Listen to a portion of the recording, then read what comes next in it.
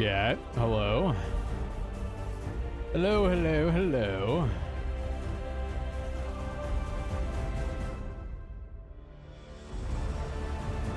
What's happening?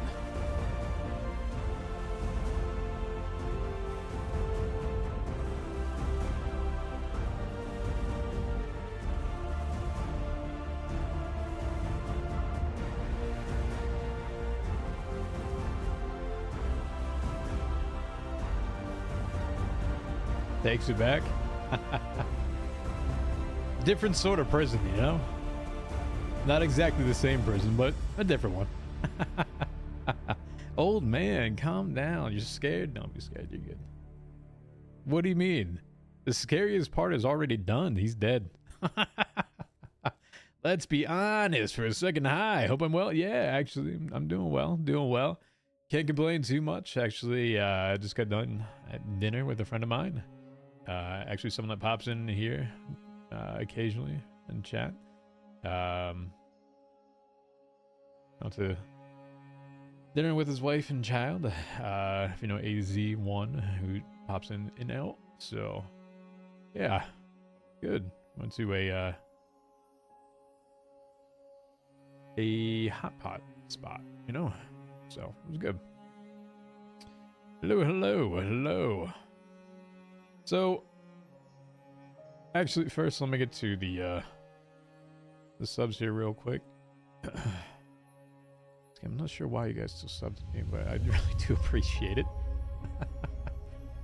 I had 4 a.m. Hell with a tier 1 sub earlier today. 4 a.m. Hell, if you are here and see this, thank you for that. Appreciate it. Chester Cats, thank you for 36 months. 3 years, it's crazy. Can't believe 3 years has kind of gone by. Card check for the 24 months. Thank you for the 2 years. I appreciate that. Yo, what up, Gams? How you doing, buddy? Thank you for the sub. I appreciate that. The Blark, 33 months. Thank you. Thank you, thank you, thank you. Teresita, thank you for 42. I'm trying to believe that I've even been on Twitch for 42 months. Holy. Zelda, thank you for 31. Appreciate that. And once again, Gams, thank you for tier 1 for second month as well. Thank you, thank you. Oh, man.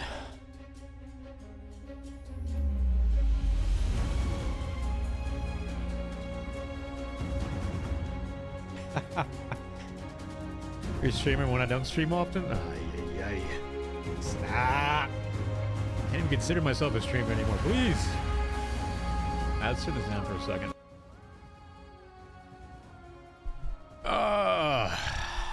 So, obviously shit happened yesterday. I'm not going to go rehash that. I think Ziggy did an amazing job of doing that earlier today.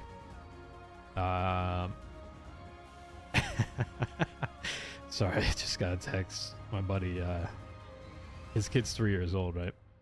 And I hadn't taken a nap today, and he just texted me. He's like, "Yep, we're wrong. She's definitely awake. Thought he was gonna she was gonna zonk out on the way back. Totally is not happening." Anyway, sorry, because she had been awake all day, type of thing. Anyway, yeah. So I'm not gonna rehash that. What I'm going to do a little different today. So kind of made me think a little bit about things that were happening, and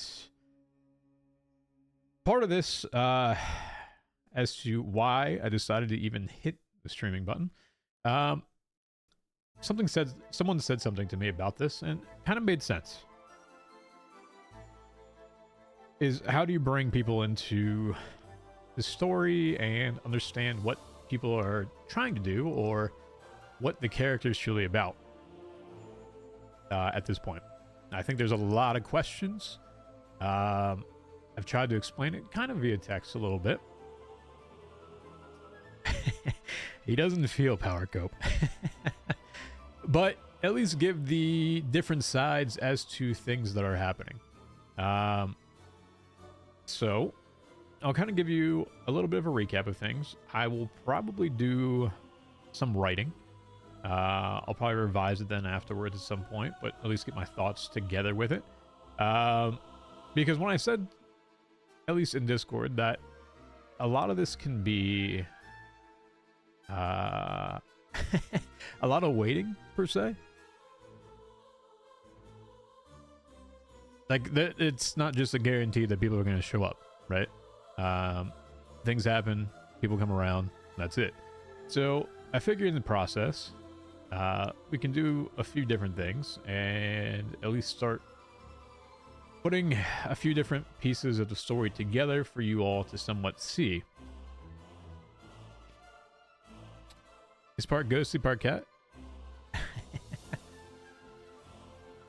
There you go.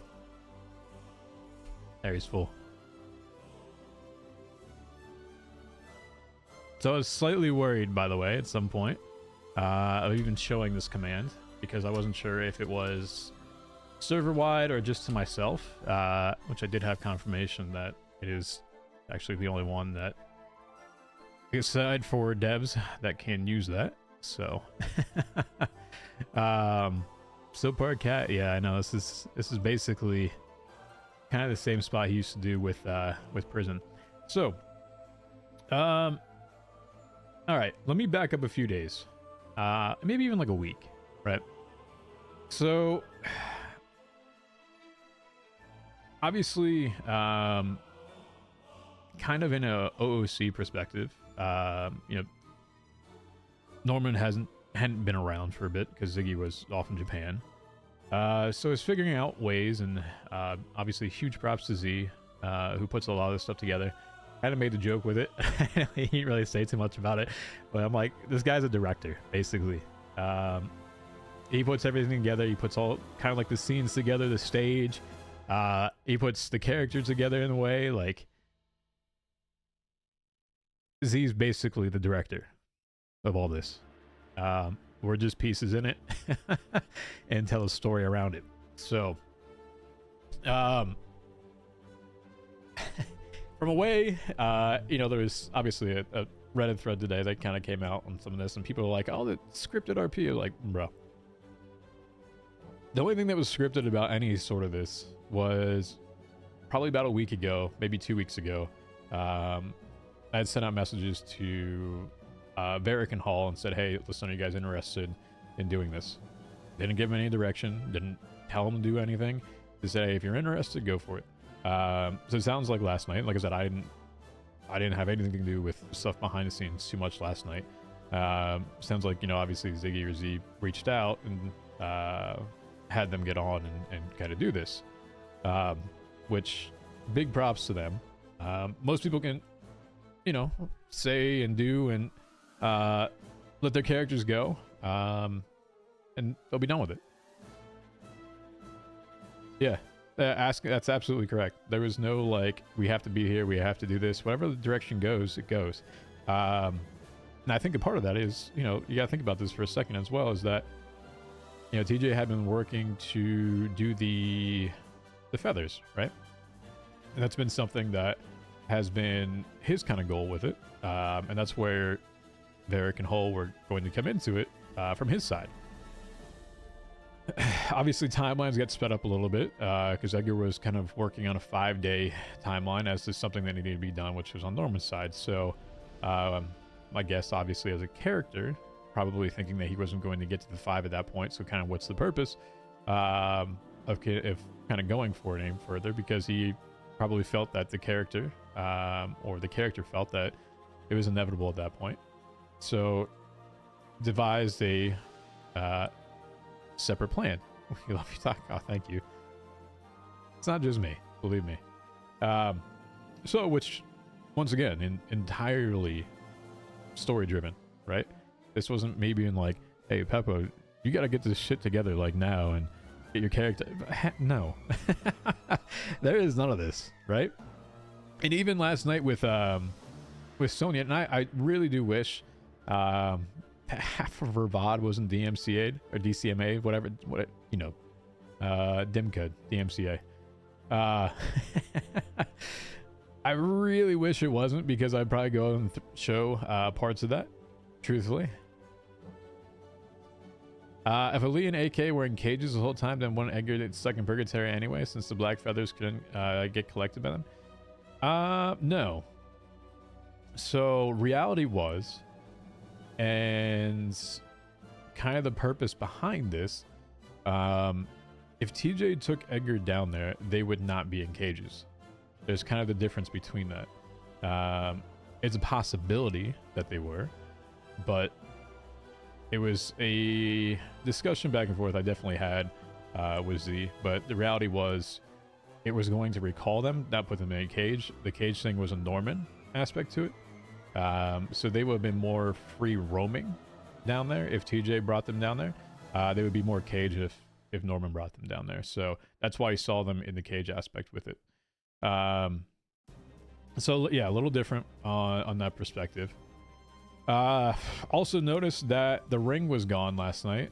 Not sure if that was something, chat, but I have been in and out of that place a few times on TJ, and the ring was kind of a small plot to a few things that potentially could happen in the future.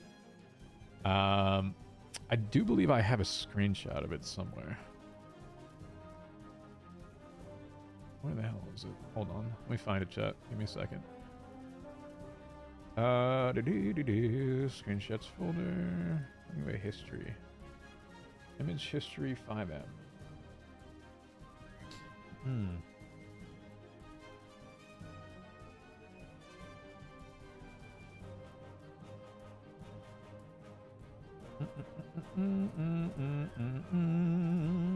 Sorry, chat. I'm looking. Give me a second.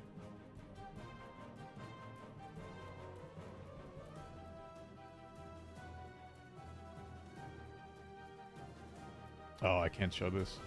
Not yet. There's a few things here that I'm just making sure that you guys don't see yet. Here we go. Alright, hold on.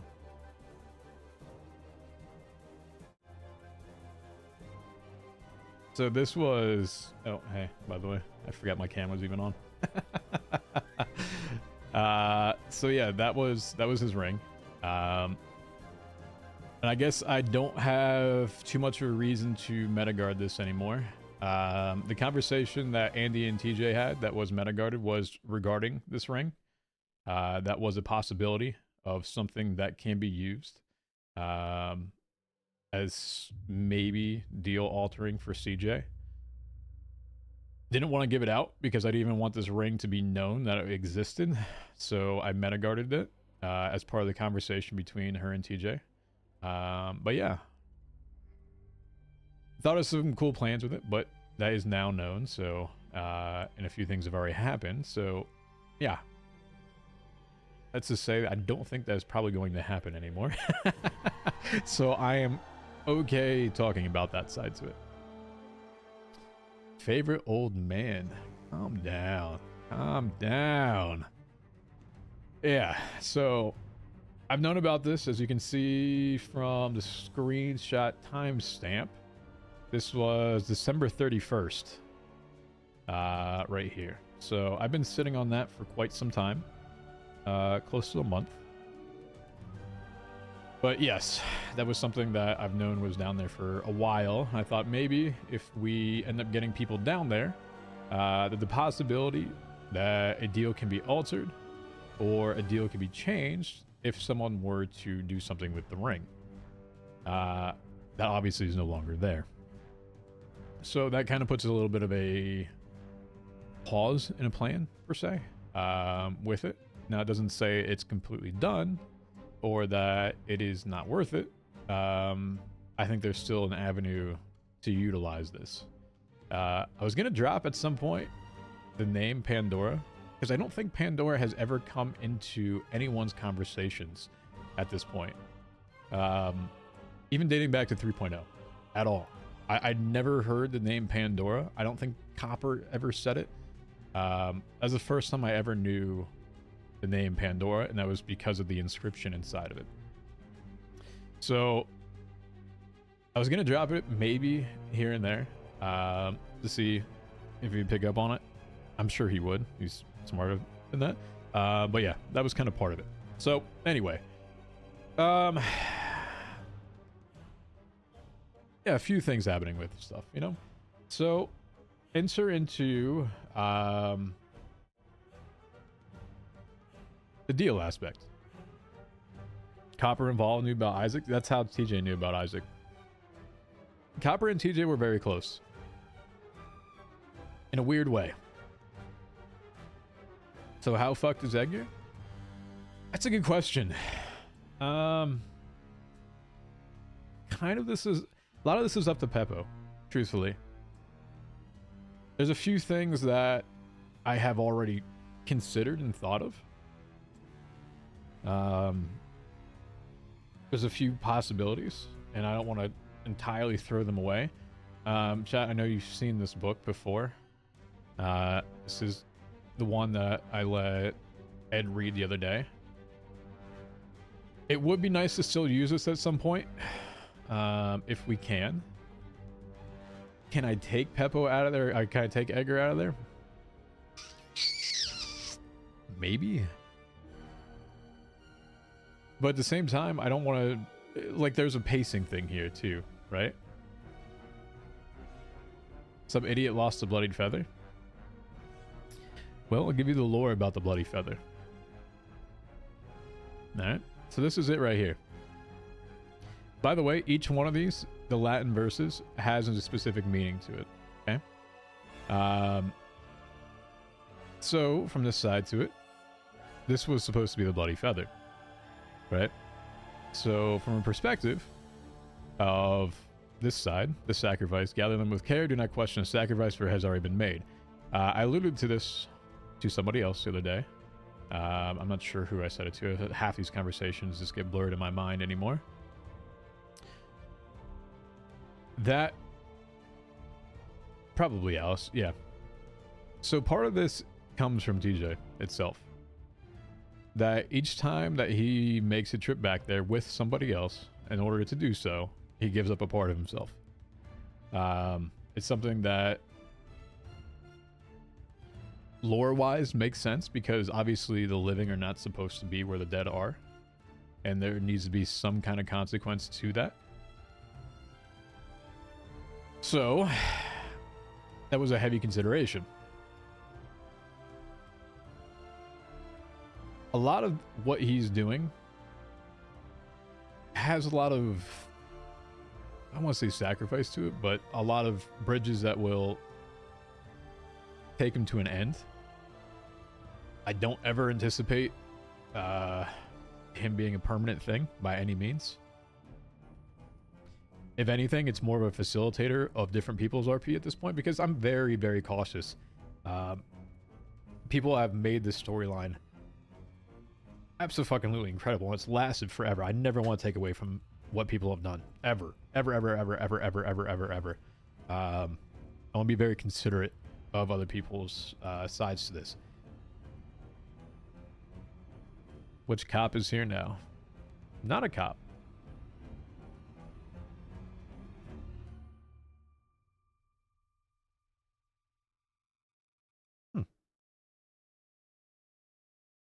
Is that a Necronomicon? No. It's not raising the dead. I doubt they look up.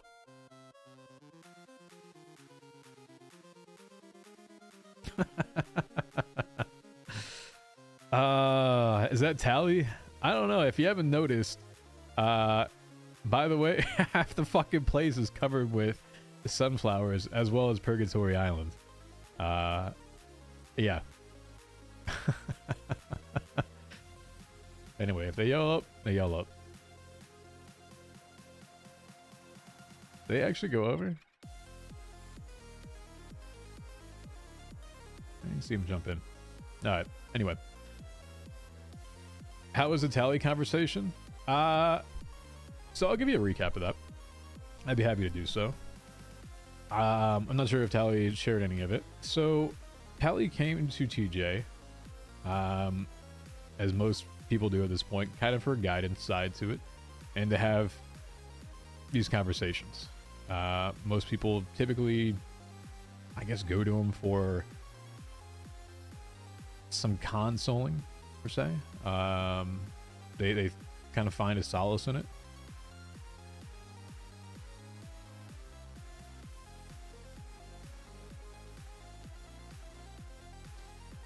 So Tally had been there, and she felt like she was kind of at her wit's end with things, and not in like a negative way, more so that she has tried way, and that she has tried so much to do the right thing, and it seemed to her that no matter how much she has tried to do the right thing, it's always been the wrong thing. And so when the wrong thing continues to happen, it's become this perpetual cycle. Yo. Ziggy, what up, buddy? Welcome in, everybody. Thank you for the raid, my dude. Thank you, thank you, thank you. Hope you enjoyed the stream. Hope you had a great stream, by the way. I was telling chat that I was not going to use this to do any sort of recap because you did a fucking phenomenal job of doing it earlier. And there's no point that I feel like I need to do or talk about it. I was saying, you know, there's different sides to also, I guess, put out there. And I think Z kind of helped me understand that a little bit more the other day, with a few things that probably should be shown. And so that's kind of where I'm at with it. So that's why we're doing this. So welcome on in, everybody from Ziggy Stream. Appreciate that. Hope everyone's doing well. So where was I? Tally's side to that. Yeah, so she had felt that she was trying to continually do the right thing, and no matter what she was doing, it was never the right thing. People were getting hurt because of her. It was hurting people in the club. It was hurting people she cared about. And she was feeling like at a certain point in time, there really wasn't a reality where her outside life in the club life could really exist. Which, as you guys know, what I kind of preach on TJ is that you should have outside things. You should have the ability to incorporate those things into your day-to-day life. Because once everything becomes strictly 100% club only, it becomes unhealthy. And that's when you start getting people that, not people, but I guess the thought that people want to do insular sort of RP that potentially blows up with them. And that's when you start getting a lot of inner club drama, because they are 100% club. And the outside perspective,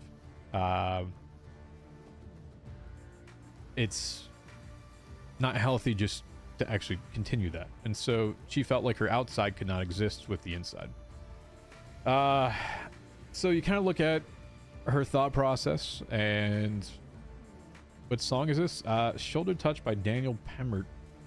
Hold on, I'll link it to you. When those things start to conflict, it's easy to say that there is an issue that's happening with a person, and one that has continued perpetually with the same person over and over again, until the point where they feel like they can no longer do something, or they no longer have the ability to have an outside relationship, and the only thing that they can do is club first. And so she likened it really with, for example, you know, Ed and Finn for their growth. She talked about her time in the Hidden beforehand. She talked about her time when she apparently was a BBMC hangaround before Ed was a hangaround back in 3.0, which I had no idea of. I had no idea that lore even was a thing. And then when she went to the Hidden, she really likened her time to the Hidden, but she also said she has really respected the way that, for example, Ed and Finn had grown. So, as a lot of this conversation happened, TJ did give her a watch. If you haven't seen, do I have it? Yeah, I have one on me. So this is a Croix watch that I typically will give people if they have conversations, or if I kind of allude to time in conversations. That is something that we'll give them. So the watch is kind of symbolic from TJ's side. He'll usually use some sort of line around the perspective of time's always ticking, make sure you use it correctly, etc. Right? Pro X watch. Yeah, I had no idea that was an actual thing until Z gave it to me.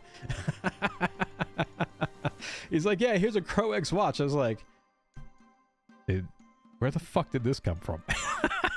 Do you know the history of this, like a watch? And for it to be a crow to begin with, anyway, it's just very fitting. So he'll give TJ watches to kind of give out to people here and there. I had like 4 or 5 different feathers as well. I've given those to other people.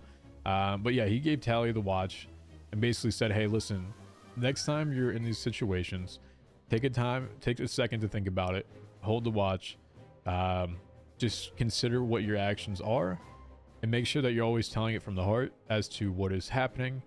Hopefully you're not hurting people. Talk to the people around you. Don't just assume that they are going to hate you, kill you, whatever they want to do, or get you out of the club, right? So it was really just a speak your piece to it, give your reasonings to people, have them understand what your perspectives are, and ask for other people's perspectives. So just take the second or take the time to do that. So that was the basis of the conversation. TJ's a go-to pocket watch. Yeah, unfortunately, I don't have the pocket watches I did in 3.0. Toby and Andy made some really cool ones. Finn made a really cool one too. So there's 3 versions of the pocket watch. So I'm just happy to have a watch at this point and ones that I can give to people. Yeah. So that was the basis of that conversation. So anyway, but I'll kind of go back into this a bit and talk about this. So each one of these represents something. And each one of them has a lore to it. So let me go back to my DMs with Z, because I actually wrote out every single Latin verse that's in here as like a dictionary. I don't know Latin, by the way. I personally don't know Latin, but I had to make sure that everything translation wise was on point. So there's a reason why there's 5 to begin with. Because if you kind of look at a scale 0 to 10, right, that's the typical scale. And there's meant to be a balance. That balance is meant to be always equal, right? So that's why there's 5 white feathers, 5 black feathers. That's the beginning of that. And that's why, for the example in the book, you'll see that they're very equal. You'll see the white crow at the top. You'll see the black crow at the bottom. You'll see that they're joined together. It's supposed to basically emulate what is balance, the yin and the yang, right? Now, if you're not too familiar, the island that's directly over that way, if you can see my finger pointing to it, is also the yin and yang. That island is a direct replica of what is in Purgatory. So they mirror each other. If you did not know that, they are mirrors. One represents the life side to that. The other one is more the death side to that. And I don't think you'd mind me showing this. Give me a second. Hold on. Let me find it.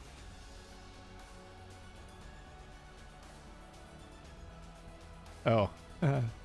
Hey, chat, you want to know? This is something we were possibly looking at doing, by the way. Let's show this really quick.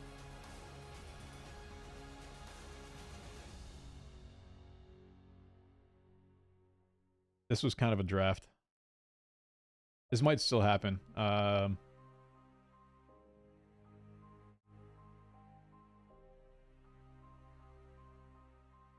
See if you can figure that out for a second.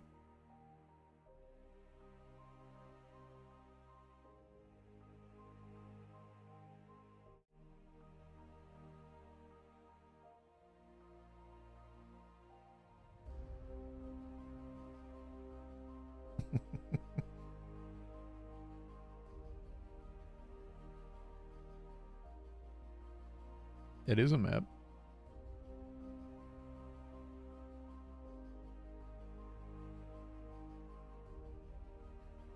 Give it a sec. Sorry, I'm trying to find this. Nope, it's not above and below. My DMs are absolutely like, there's so many between Z here. Hold on. Okay, I found it.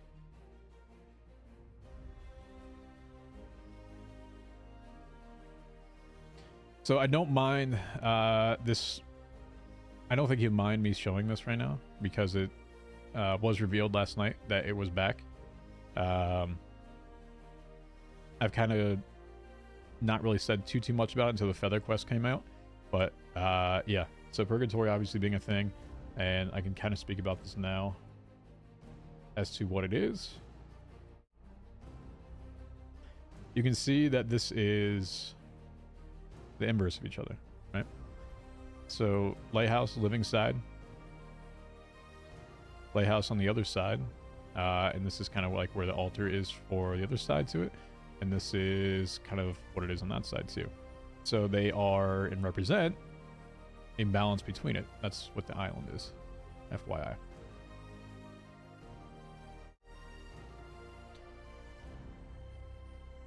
So now you know. There's a lot of thought that goes behind this shit, and Ziggy just fucking goats with it. So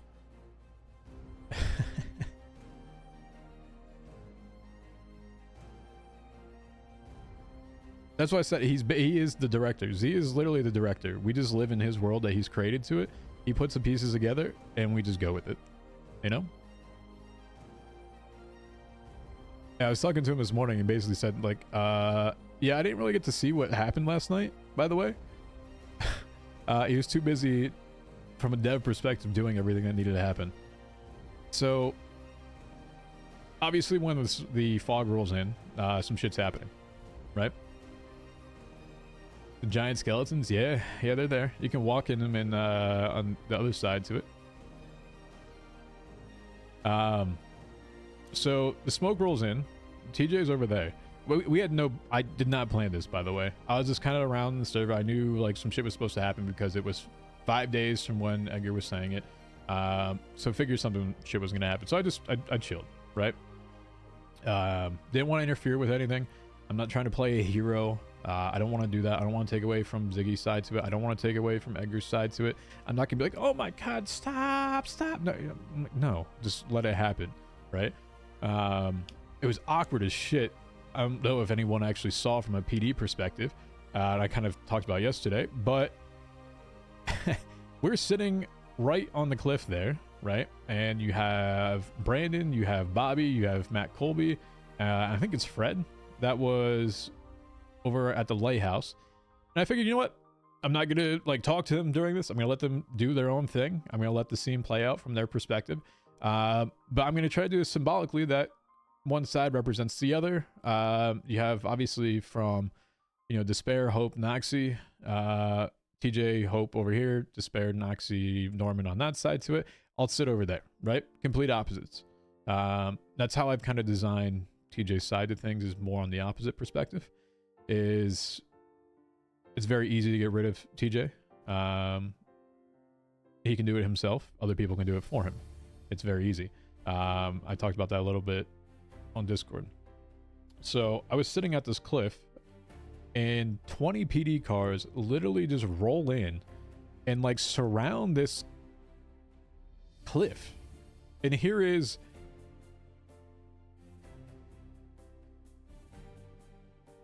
who the fuck is this?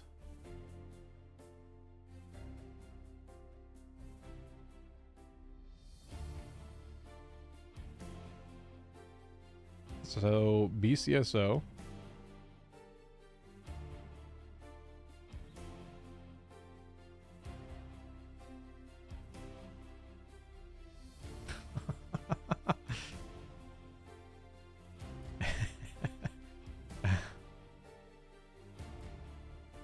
This happens, by the way, a lot. This happens a ton. McNulty is the biggest person that comes here frequently and just leaves. McNulty will drive up there, break the things, back up, and then take off. This happens all the time. Literally all the time.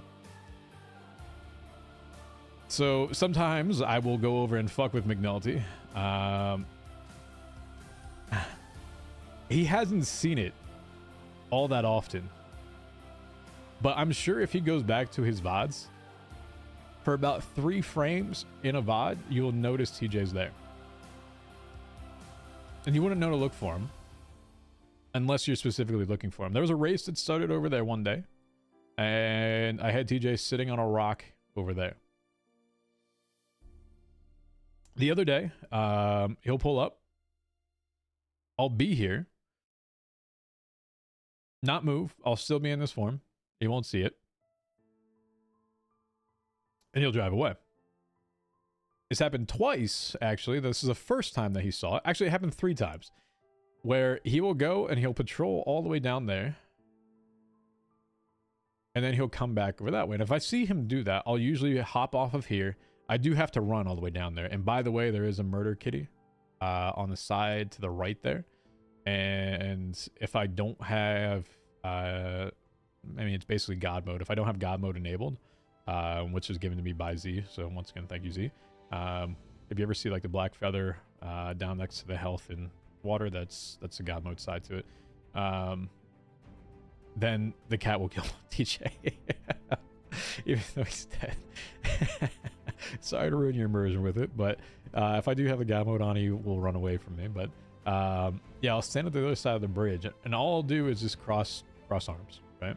I'll just sit there, I'll cross arms, and just those small things. It's not like I need a conversation. It's not like I need to add anything to the conversations, but I try to make this place a little bit more alive when others are not here. So as much as the stories can continue with, for example, TJ or somebody else, that's mainly my goal. I try to straddle the line very carefully to give directions to people. I'll usually make them think, as TJ always has, and that's what I like to do, about the possibility of different options or options that they have to consider, and then come back to him.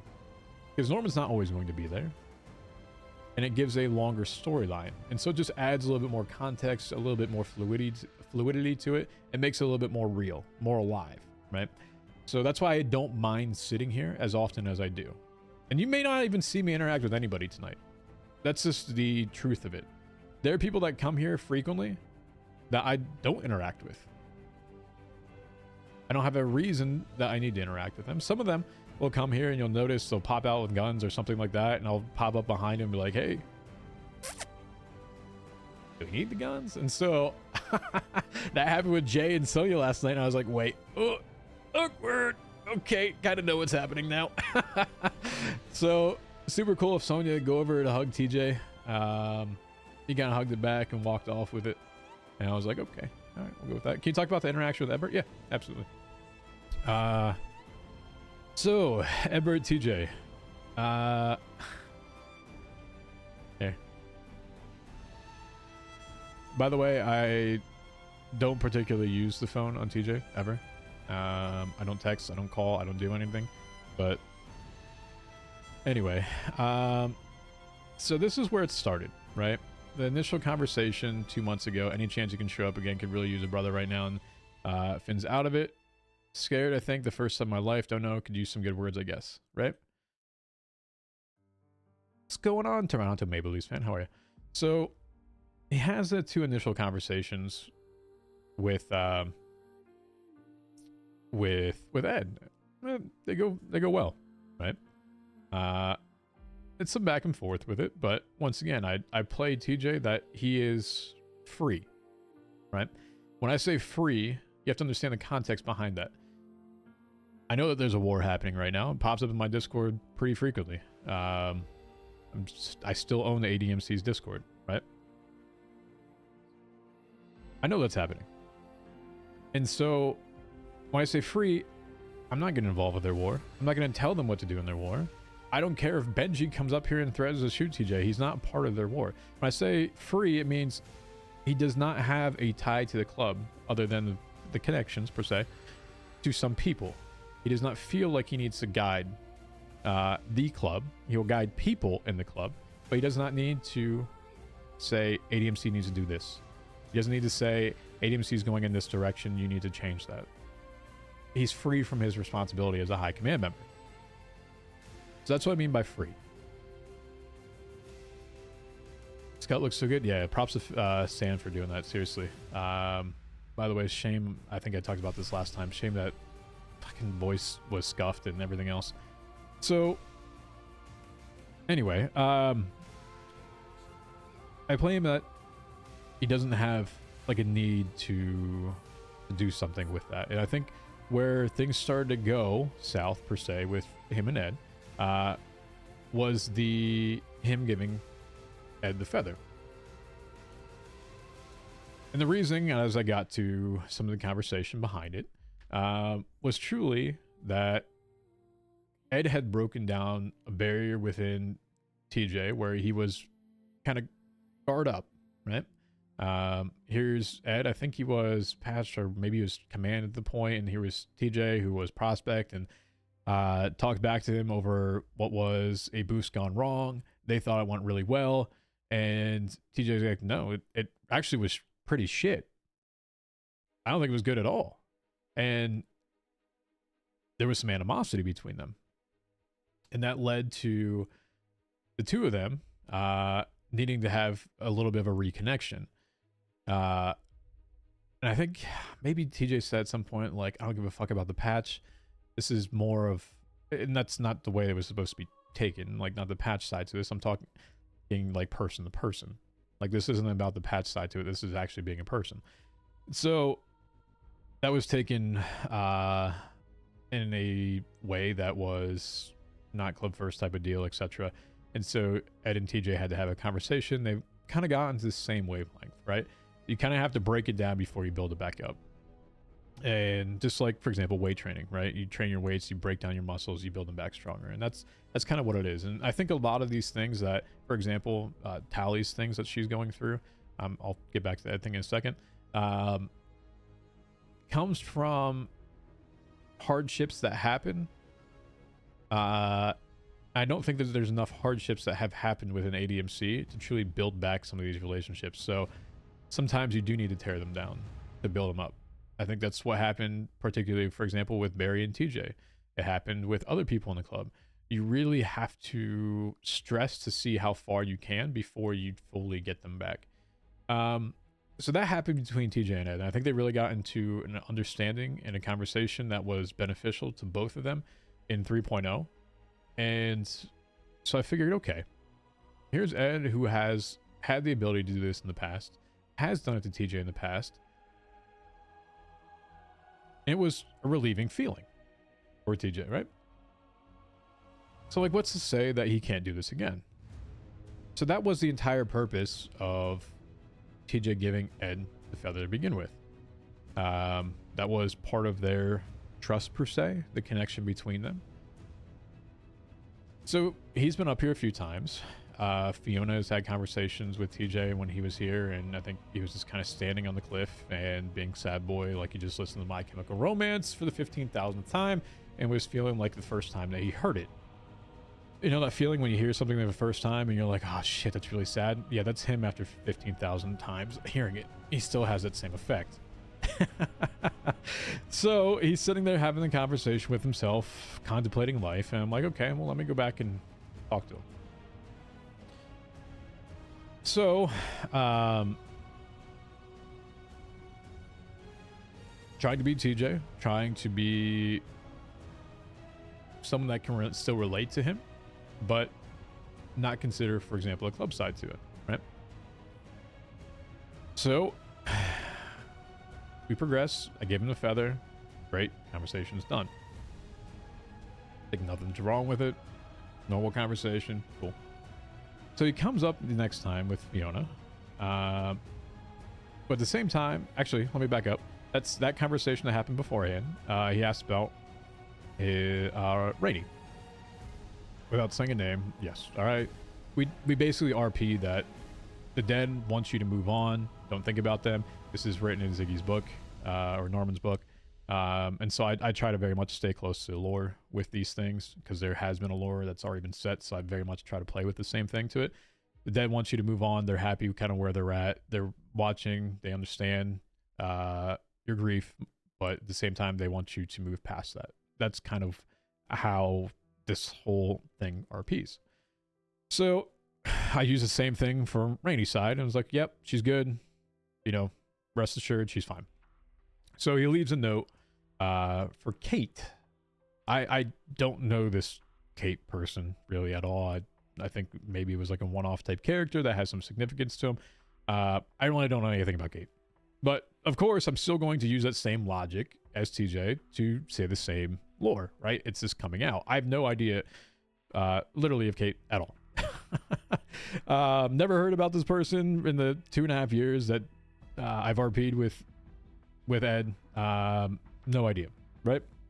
Like, okay, sure, good deal. Yep, she's fine, right? So I do kind of like the reassuring side to it. So he comes back to the conversation with Fiona, and his tone has changed drastically from the last conversations. He's suspicious. He's needling. And his tone is completely off. And if you haven't heard me say this on TJ before, it is 5% of what you say, but it's 95% of how you say it. What he said and how he was saying it raised about 15 red flags all around. So, here I am. Feather was meant for Edgar, as I was hoping that Ed would have a connection to possibly have that heart-to-heart with the two of them. Right? To have the conversation, to relate it back to what TJ and Ed did on the beach years ago, and to see what they're truly about, because I know he's capable of doing so. Okay. And the one point where it really turned for me on TJ was when he asked for the feather back. And he said, I don't think so, TJ.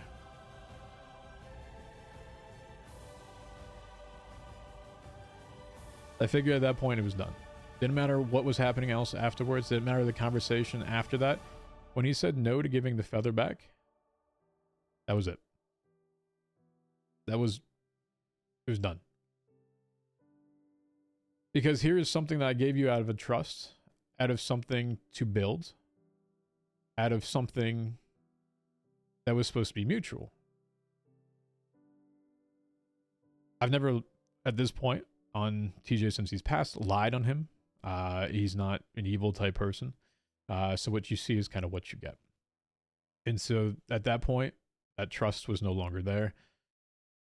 He figured at this point, move on from it. He doesn't see TJ in the same light anymore. Let's go. So that was the entire purpose of the quote-unquote severed connection. And I've thought about different ways of how to RP this. And it hasn't come up quite yet. And I'm still not the most decided on it. But I think I'm going the route, and this is going to be some insight, I guess, to you all, and it's not decided, of where, since that has been severed, he no longer knows Ed. It's like a hole in his memory. That's my one thought with it. So when I said that he would never see or hear from him again, it's meant to act as like a black hole. Because I want it to mean something. So if he would show up here, it would be the equivalent of he doesn't see him. Doesn't matter if he says anything. It would be RP'd that the person that he is with, be it Fiona, that would be the only person that he hears.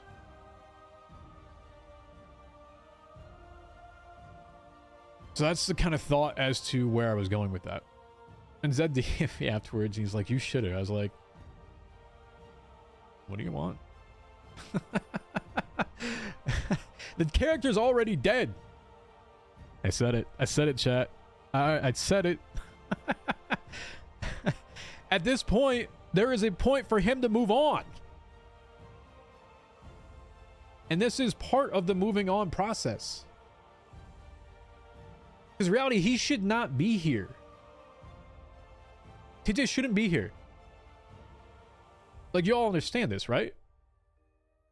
That's why I said when it's easy to get rid of him, it is truly easy to get rid of him.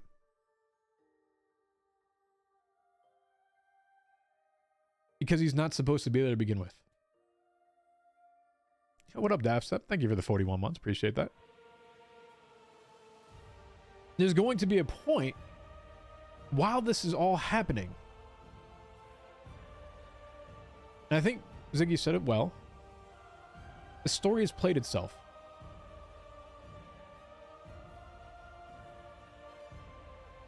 If you consider like a main storyline of any sort of sitcom that you watch, there's an end. This will be an end.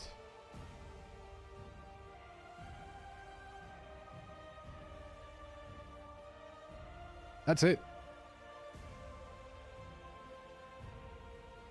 He's not going to be stuck here going forever. 100% will tell you there is an end.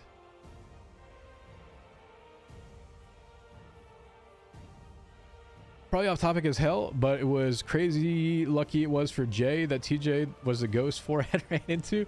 Yeah. So I actually popped on, and so I have to go, like, you know, I have to see what like my number is, because that's how I do this stuff, right? That's how I make him transparent or invisible. You see? So I see like 2 numbers sitting over on the other side. I was like, ah, fuck, who's here, right? And so I look over and it's a black SUV 4-door. I was like, oh, it's Irish. It's the same car that Iris drives, or one of them. And I go over, they take off, and then they come back. I was like, oh, all right, whatever. I was like, oh shit, it's Jay. And it's forehead, ironically. That's how it works. Yep, that's the magic behind it. I have a command that allows me to do all those things. There's 3 modes. Ghost is this mode. Invisible is completely invisible. And then off is that. So that is how all this works. And this is the result of Coil and Sincere. So you see it on top right. Since successfully toggle ghost mode for TJ. I can do this to whoever within the server as well. So you've probably seen me do this a few times to other people. I can make them disappear. I can change them into ghosts, etc., and change them back. That is something I can do. I thought about yesterday turning Edgar into a ghost while in purgatory, but I figured he's already been there long enough that it wouldn't make sense to do it. So I was going to have him, because I'm not sure if he's truly dead, and I don't know how it's been RP'd. I don't know if he's dead or if he's just stuck there as a living. Where that would be like he shouldn't be there. You're probably aware that TJ was whole yesterday, because that's where he's supposed to be. Was TJ aware of any of the conversation that Ed was having, skeptical of others? No, he was not.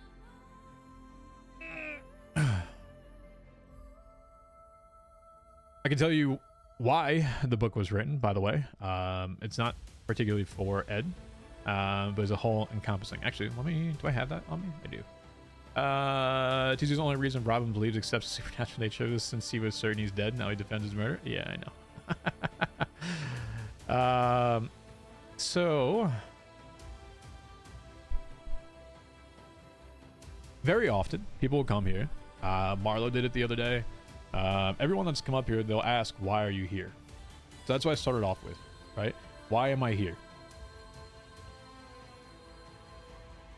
This was actually inspired after reading Norman's journal. A few of you were asking the context behind Norman and TJ's interaction when neither of us were streaming. I'll give that to you. So if you're not following from different perspectives, TJ asked Alice to give him a copy of Norman's journal. I think it's 15 pages. I'm not sure exactly how long it was, but I read all of it, right? In the lore without commercials. Thank you, Magma. Appreciate that. So we read it. It talks about the history. It talks about shit, I don't think I have screenshots of it anymore. I think I have it written down. But it talks about like who he is as a person, the things that he has done. It talks about how to get rid of him. It talks about if life ceased to exist and he's the only one there and he's killed basically everyone, would he still be happy, or would he still have a feeling behind that? So it goes through this whole understanding, and so to me that solidified that the balance is uneven, because his entire motive is he wants to continue. And he talks about continuing to the perspective of it. He wants to go out and make sure that it is a bang, per se. That he will continue to ramp it up. So, after reading it, he mentions Isaac in it as well. I'm sure you probably also heard yesterday of TJ talking about Isaac. He will plan to continue bringing up Isaac. That will be part of his plan. Because he knows it's something difficult for him to face. And there's a plan with that. So let it there.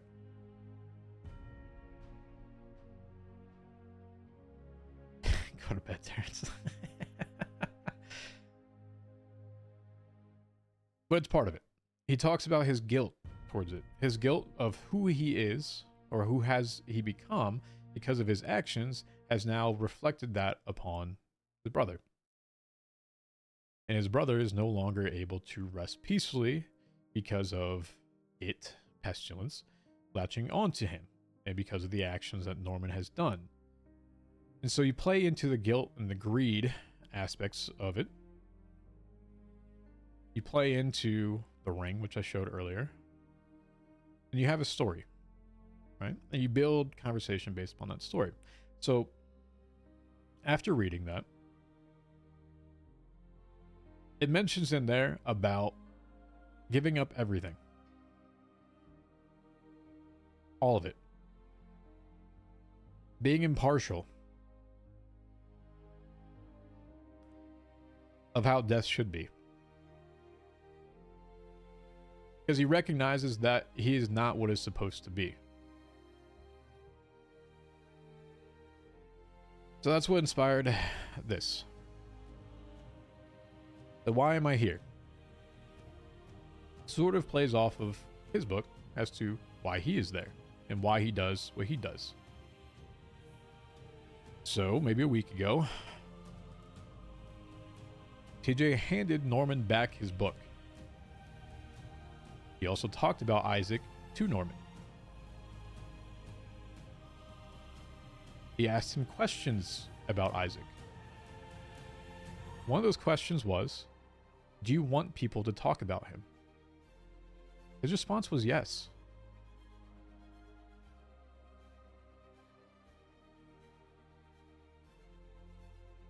Norman wants people to talk about Isaac. So my next question is, why do you shut those conversations down then?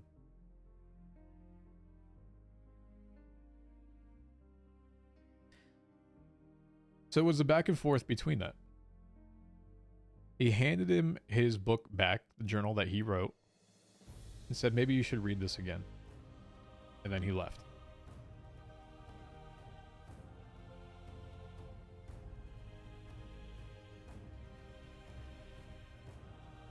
TJ at that point was done with the book.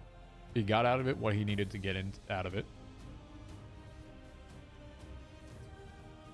So that's where these things came out. This is why this happens. People always ask, why is he here? Why is TJ here? So the question is mine, but yours to answer. I know what I linger. I know why I walk here. My name carries the weight it does. Yet you ask me time and time again. It comes up so often, Chad. Why are you here? Is there a purpose you're here? Is there something you're doing here? Are you evil? Happens all the time in these conversations. Perhaps easier to wonder out loud than to confront the answers you already know. Am I alive? Dead? Am I controlled?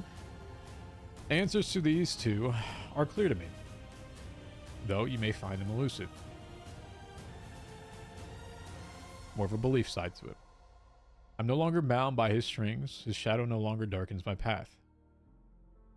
If you recall, when TJ died, Norman stood over him and said, "You're free from your chains. Your deal is done." Mistake, Norman! Should have fucking kept him. Even in death, dickhead. It's gonna come back.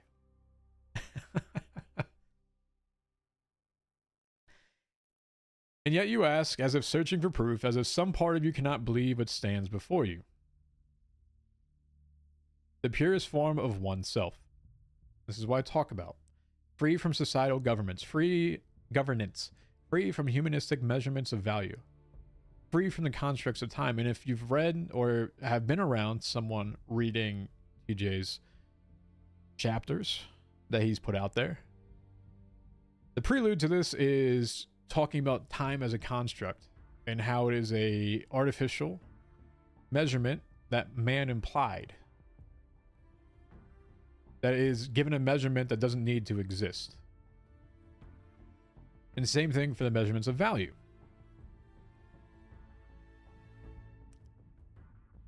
Once again, conversations based upon how you are measured after you pass. It's not assets, it's not houses, it's not cars, it's not guns. So that's where the humanistic measurements of value. You're free from that. It's who you are as a person. Once again, this all alludes back to the purest form of oneself. So I said, I'm not once where you thought me to be. I'm not one who you once thought me to be. I am I, as one is intended to be. The purest form of one. You hear the stories, you hear the whispers, they say I'm a ghost. A remnant of something that burned too bright and too violently to endure. Yet here I am. Not fire, not ash. Ice, cold, steady, deliberate. Once again, this plays off of Norman more on the Bernie side to things. This is more on the opposite side. Still calculated. Still what it is. We've referenced a few times that there's a difference between the two of them. In life, Norman continued killing. It was his process to destroy. And if you go to the beginning of 4.0, TJ to this date has done one thing criminal, and that was a race. Outside of that, not one thing. If you're unaware, I definitely changed 4.0 TJ versus 3.0. But the time skip was meaningful. There was something behind it. Time and time again, how can you go from a sanguine, destroy the city, to build it back? Who is TJ if he has not tried to rebuild what he has broken? That's where the ice, the cold, the steady, deliberate comes into. Is that where Norman once...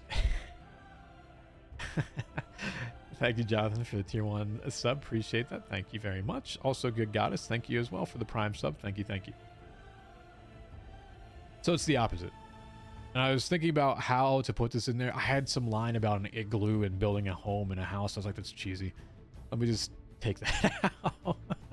I was like, well, you can build a house with ice. You can build a home. I was like, nah, fuck that. So I started talking about ice being able to build and how that can be additive. So that's the opposite, right?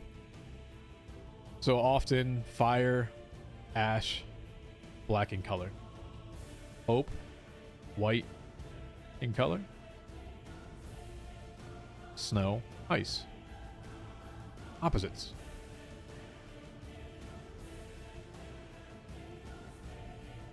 The more you explain, the more I lose hope of Edgar ever coming back. Pippo ending Edgar on high is so good but sad.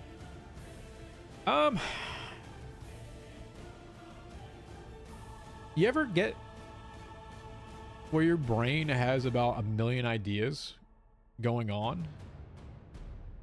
And you know, like the cartoon meme where it's just a bunch of spaghetti and it keeps moving around and around and around and around, and you're not exactly sure what it's supposed to be until maybe there's a moment of clarity and a light bulb turns on. That's kind of how mine is functioning with that. It also, once again, comes down to, does Peppa want that on Edgar or something? So I'm not going to try to force that. It would be all with an RP side to it. There's also a timing. There's a pacing. No, TJ is trying to save him. I don't know. Save? I don't know if save is the right word. And why I say save is because the conversation between TJ and Edgar last night was that Edgar felt like he was meant to be there. This is his atonement. This is how he could rebuild hope, knowing that he is no longer there, knowing that no one else has to be affected by the decisions that he had to make or was going to make, and that he knew this was the way that should be. So am I going to say save? No, because I don't think Edgar himself wants to be saved. But I do think there is a possibility for the two of them to come together.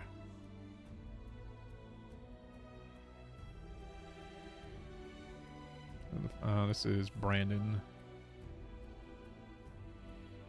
Brandon and Fred. Should we have a conversation with them?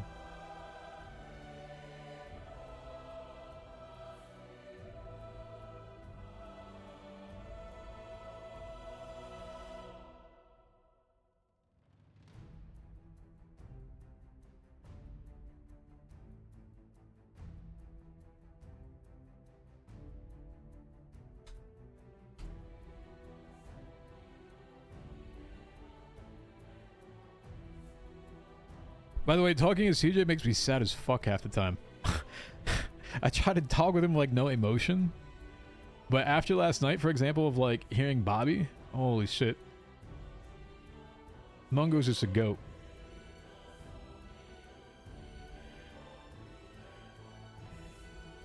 Yes, you were.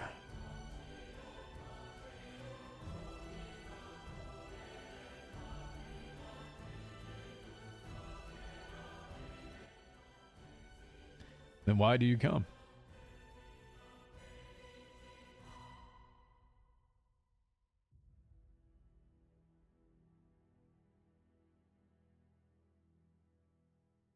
No game sound?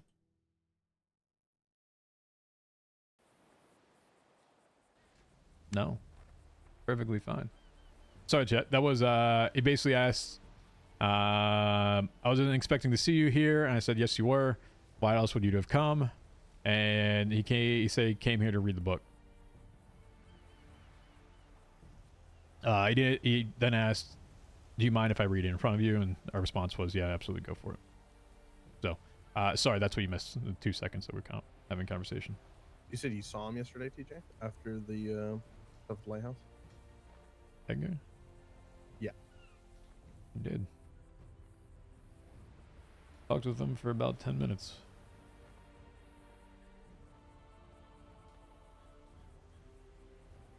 Is he in the same place you were before you became like you are now? Mm-hmm.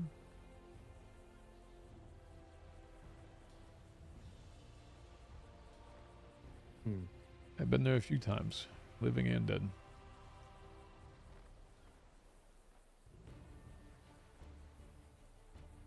When you say living and dead, you went there while you were living before you died?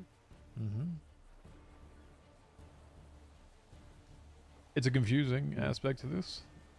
So the reality is, you do have to be dead to go there. There are ways around that. You temporarily cease to exist if you go there. But yes.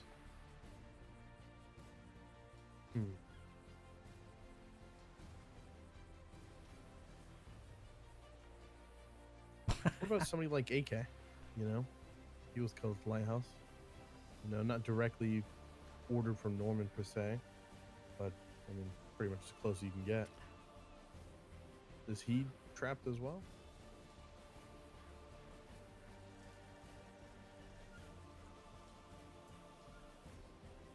Time will tell. Hmm.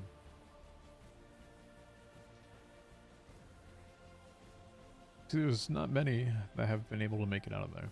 I think just myself at this point. If I stand corrected, there was one other about 6 years ago.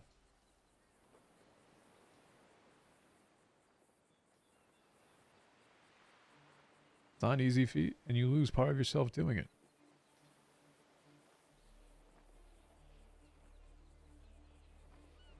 But it also tests one's resolve and what truly is inside of them.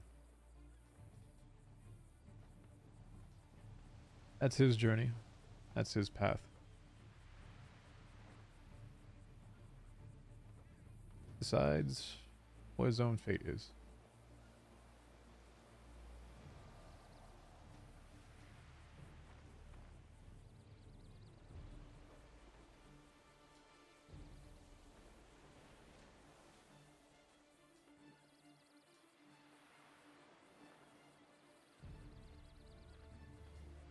So there's ways to go there.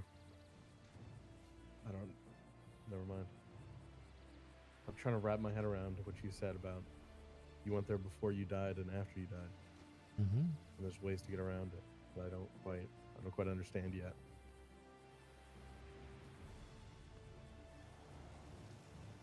And you may not.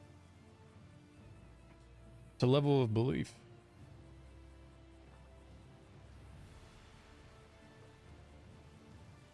Time and hope, combine them together and maybe it will make sense at some point.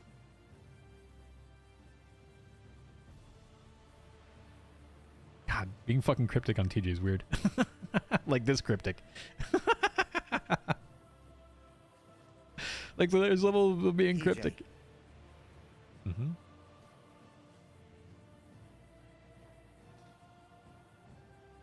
Are you like a Sherpa? Like a guide for these souls?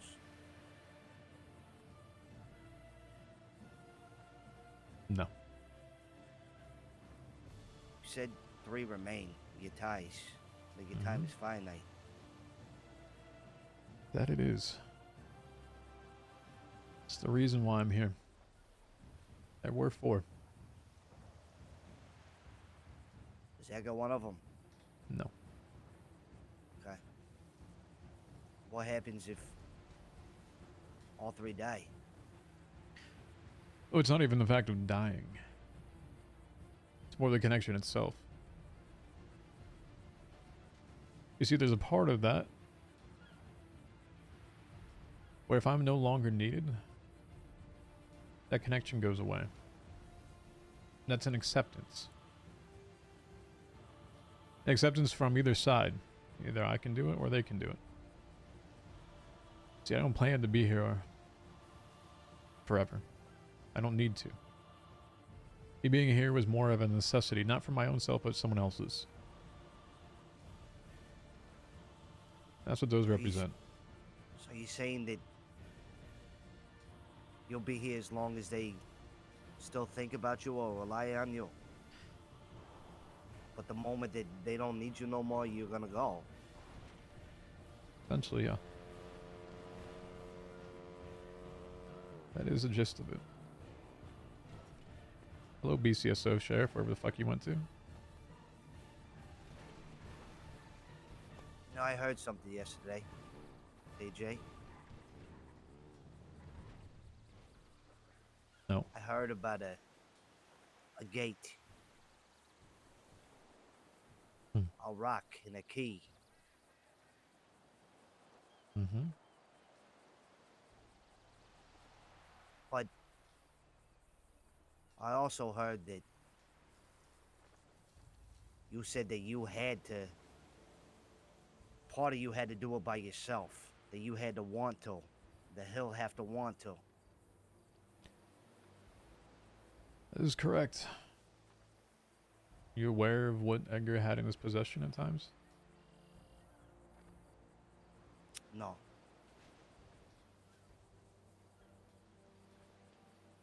Hmm. Never told you about the feathers, did he? Oh, he did. Like there's a Just didn't difference know in he them? had them.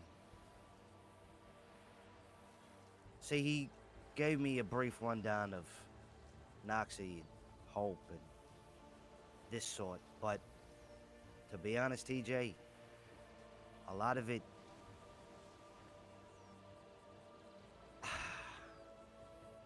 I'm terrified of that shit over there. I don't know why people fucking make deals with him. I can Right, tell so you why. Why? Because you lose a part of yourself that you've yearned for so long. A part of you becomes missing. And when that part becomes so dire that you do anything for it back, the moment that you start feeling that, that's why people walk over there. That's why I did. Why many others have as well. But TJ, every story ends the same. This motherfucker, he just wraps his dirty hands around everybody and manipulates them, and it creates nothing but sadness and sorrow. You're not wrong. At a certain point, you would think people would understand. Well, you're right. Maybe they're so lost that they still have that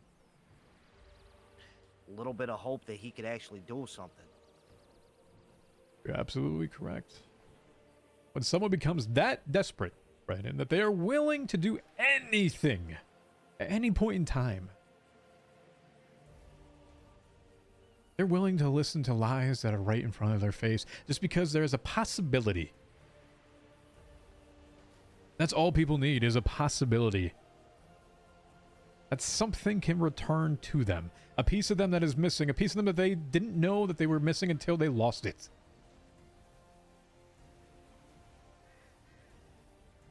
You said 5 in, 5 out. What does that mean exactly? You believe in a balance? I do. The yin and yang, remember? We spoke about this. Gotta have the good with the evil. What must be maintained?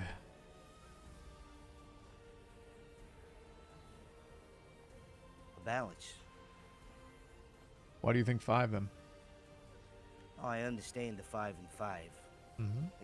I get what it represents, but I'm really trying to ask is, what is it for? What does it do? We already asked about this gate that you heard about. Yeah. It does exist. You see, a door does open 2 ways.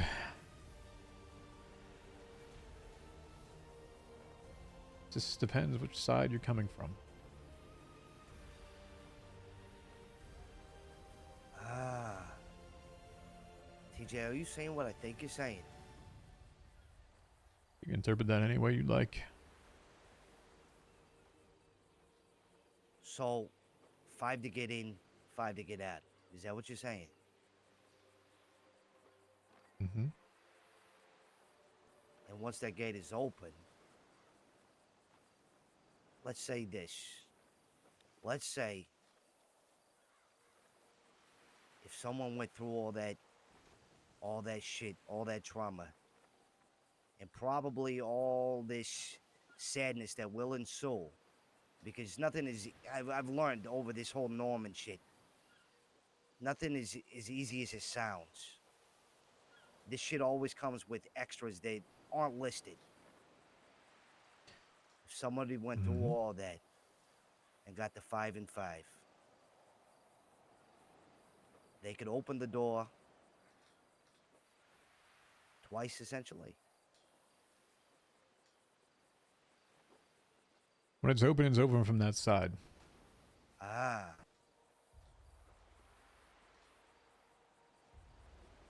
What if there's somebody stuck in there? Can they walk out the other side if the door's open? How do you think I'm here? Huh.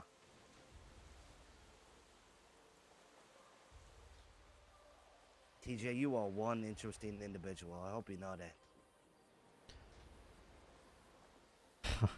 Been called many other things, but that might be a compliment. Oh, that was a compliment for sure. Look, I'm gonna be honest. Before Edgar and before all of this, I didn't believe in this shit. All right, I lived life in a very linear plane. Right? I thought you live, you die. That's it. I didn't think about the devil. I didn't think about God. I certainly didn't think about, somebody who can go from translucent to whole back to fucking completely not seeing. I didn't think about special birds. I didn't think about none of this shit. So I'm learning too. And look, don't tell him over there, but I prefer talking to you rather than him. You know what I mean?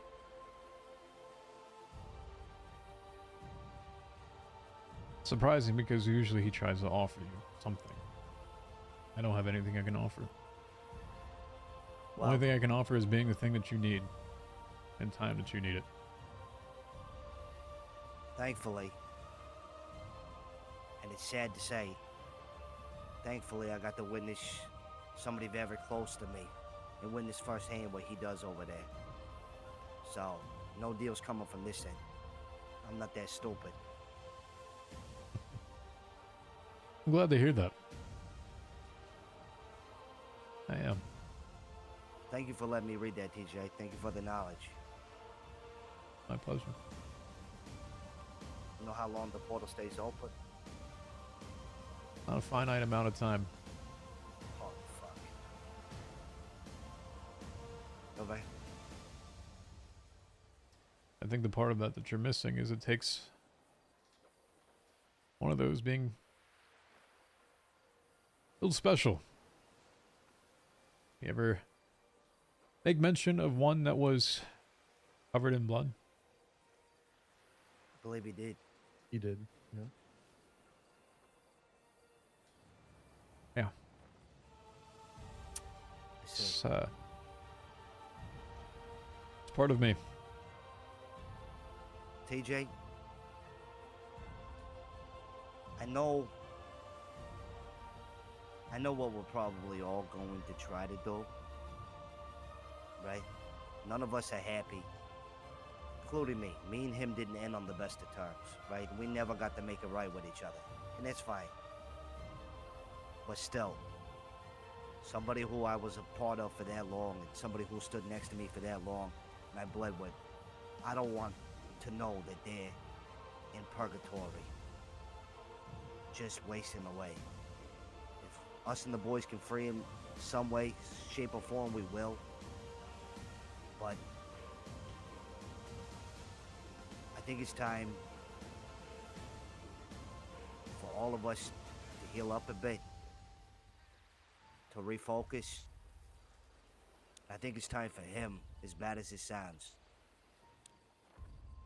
He's Say gotta it. want it too, right? Say it. He does. Maybe he'll learn a thing or two in the meantime. You know, that's the irony of a lot of this. I'm going to give you some context behind that. As to why I even offered him the possibility to visit those that have passed. You see, Brandon, 7 years ago when I made my deal with Norman, it was for two things. Three things, actually.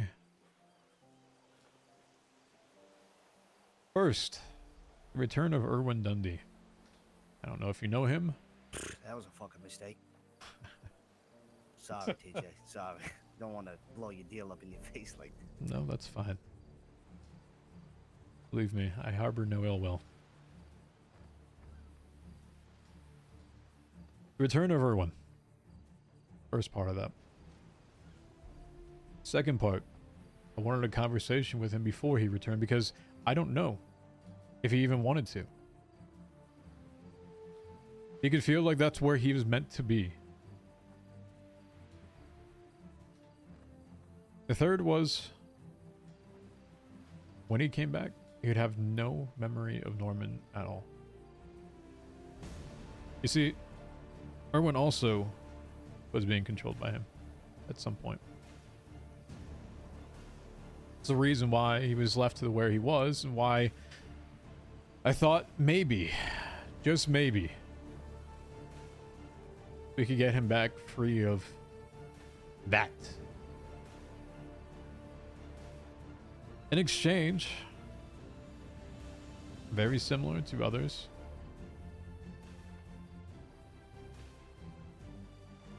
I had to kill the person closest to me.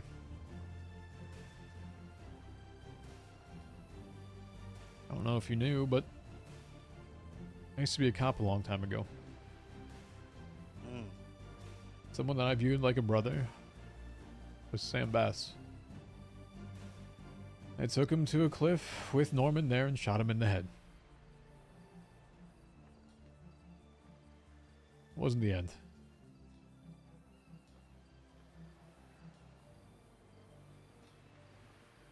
Done unspeakable things to many unspeakable, or to many people that possibly deserved it, but they're gruesome in nature. I removed a doctor's tendons from her hands so she could no longer operate, and then blew her up with a bomb. I created an entire system to murder people in this city. That was your hotel.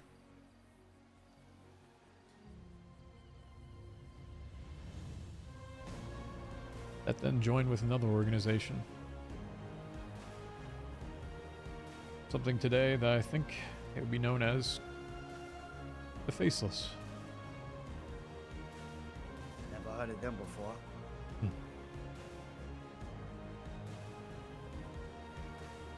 I understand they're under new management.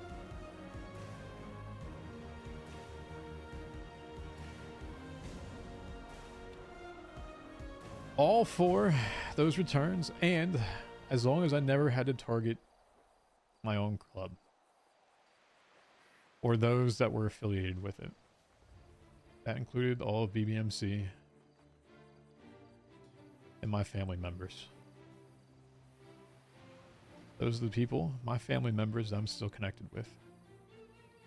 Because even in death, I feel like I need to protect them from him. I will do anything to do that.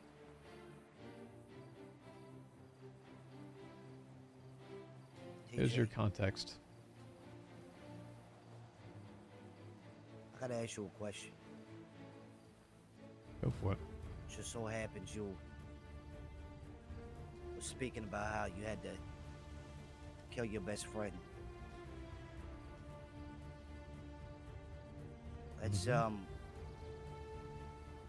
something a little peculiar is supposed to happen today, actually. Somebody who I spent a lot of time with and shares a big part of my heart, even though it's black as fuck. He asked me last night to take him out of this shitty world. He's not built for it no more. Somebody I would very much consider a brother. Supposed to do that today, TJ. But given what I've seen from over there, hearing what you say here, I don't want him to go to a bad place. Is there any way I can prevent that? It's not so much me that I'm worried about. But if he passes on, which he will,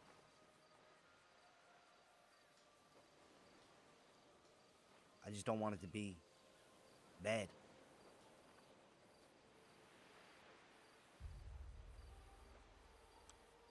Do you think it's your choice to make that decision for them? Probably not. But one flaw that I do have, some would call it a flaw, because at a certain point it does become a detriment. I'm incredibly loyal to the ones that I put my faith in, and the people that I consider brothers. And if somebody like that doesn't have the will to live no more, and has looked me in the eyes, and has made it okay with them. They want me to be the one to do that. In a sick, twisted way, I consider it an honor, even though it makes me sad as fuck. Ben, I will tell you, there's always another way. When they feel that they're so full of despair, that there's nothing left else than to end them, there is something else. You can give them some hope to live for. Fuck! I had to say it!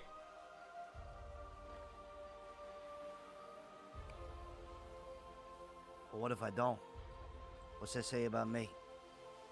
What if I've tried, verbally, trying to make him stay, and at a certain point I become a selfish prick because I keep him around for my own reasons, when they're just dead on the inside?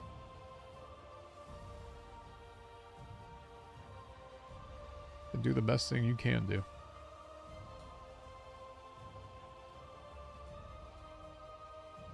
You've helped them as much as you can.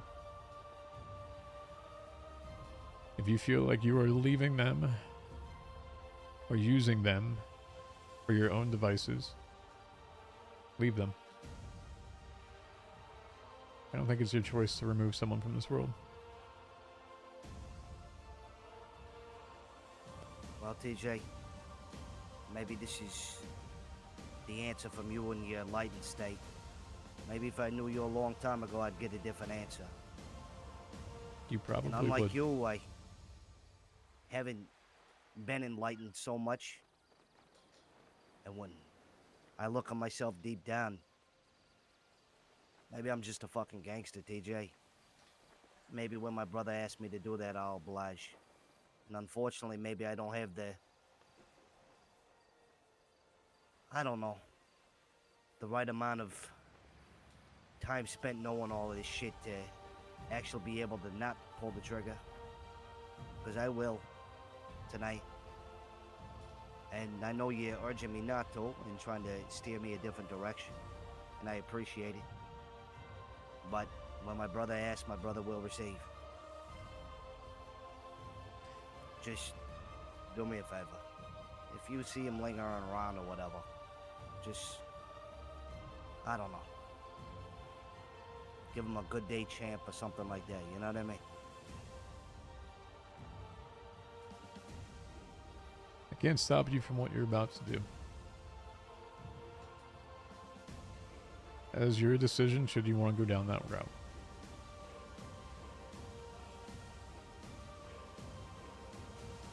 Also, if you bump into Edgar again, let him know I don't hate him. That I never did. I was upset about everything. And at a certain point, I probably would have acted a little crazy. But he was always my brother. I think deep down he knows that as well. I can tell you, depending how much time has passed, you'll soon come to realize, if he hasn't already, he won't blame you for anything. Those past things that have happened while he was living, those feelings, those emotions fade away. You become numb to a lot of those. It's only a matter of time before he starts feeling that. Know that if you never see him again,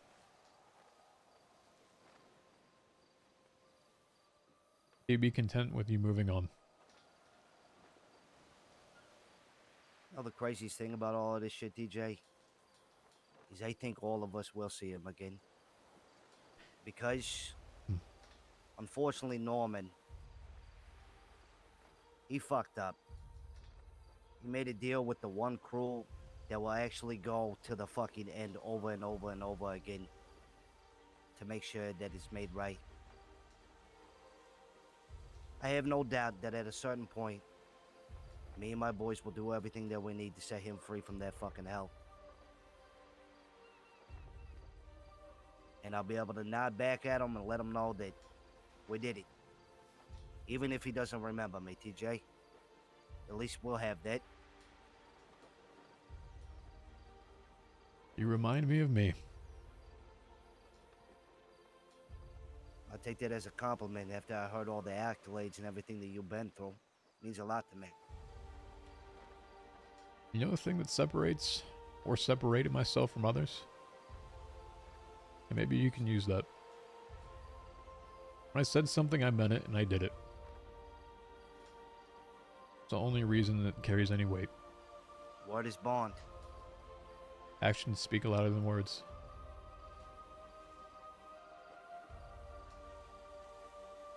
I appreciate all this shit, TJ. I really do. Don't let it go to vain or waste. I won't. I'm sure this is not the last time you'll see me or Fred or any of us.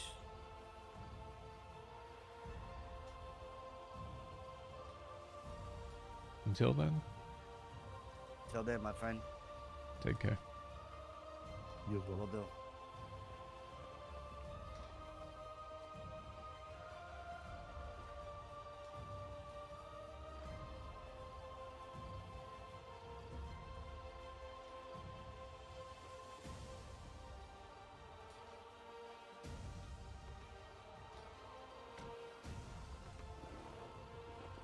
By the way, you got a burger? I can get it. Yup, I could use that right now.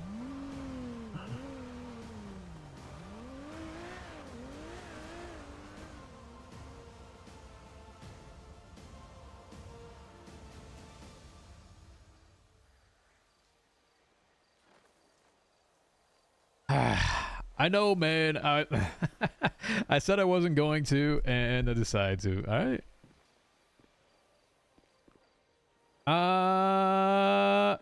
Hey, can I get food? Hey, hold on. I need my Uber Z, please.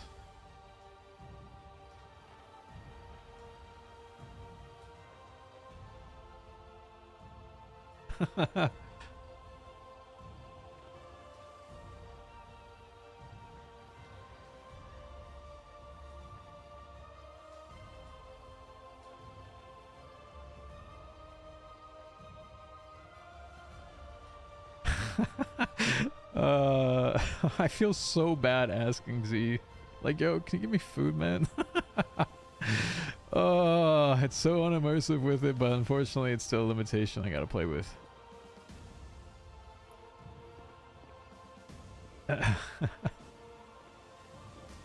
CJ dying again, I know. The ironic part is, when it does happen, I love food, but wait. Yo, wait, hold up. Did he? Sorry, I'm gonna know the shit out of this. Oh, it's safe for you. Oh my god. Yo, hog? Never mind. Never mind.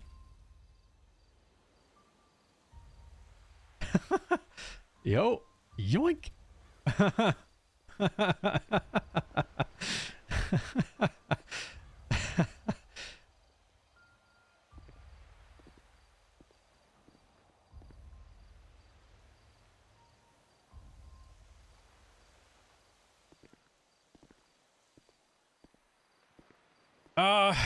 Yeah.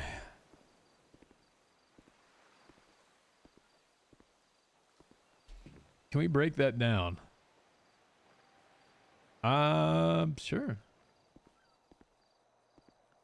So,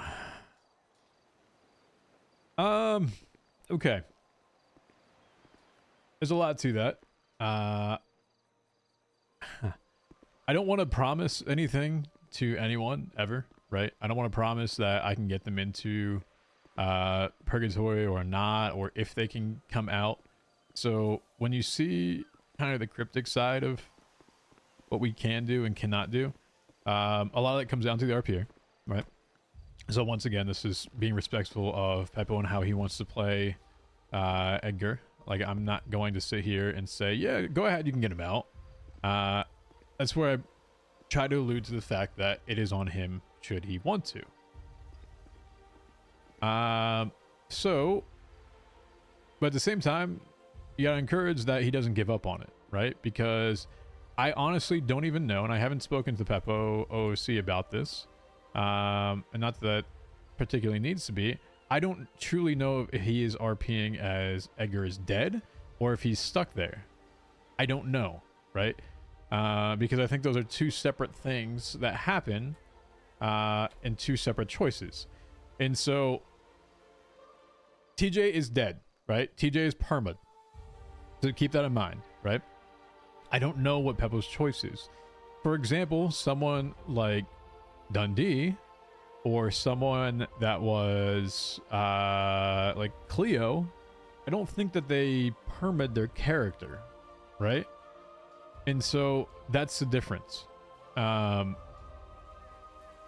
If you permit them, they ain't coming back, right? They're not gonna be like walking the streets like nothing happened.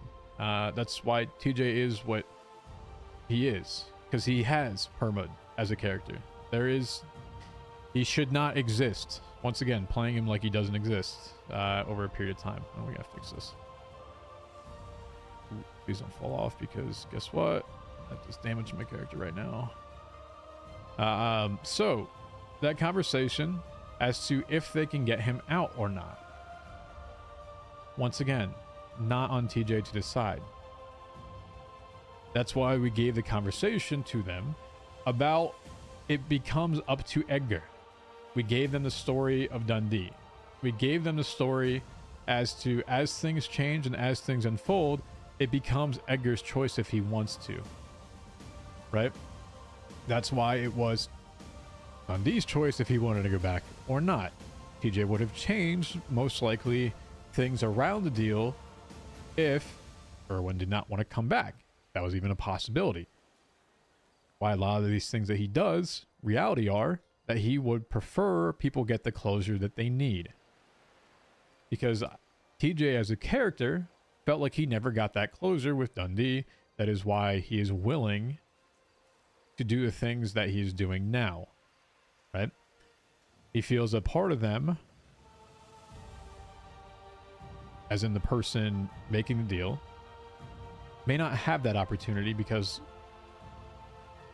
TJ didn't have it either. So he wants to give that to them. Part of that is them moving along. Part of that is restoring a balance, per se. It doesn't involve killing someone. It involves saying goodbye. That's it. So it removes taking someone else out of the equation. It removes the death perspective. It removes that from continually happening and evolves into accepting. So that's why the conversation, the way that it did with Brandon, went the way it did. Because I don't know Peppo's intentions. I don't know if he wants to. And part of me, what I want to do, and this can be a scene at a later date, and maybe he streams it, maybe I stream it, I don't know. But I will go back into Purgatory and speak with him. Again. I think there is a possibility of evolution. A possibility of evolution of how the character has evolved with his understanding. And maybe if that does occur, is he willing to do something? I'm not saying a deal. But is there an extreme that he wants to go to?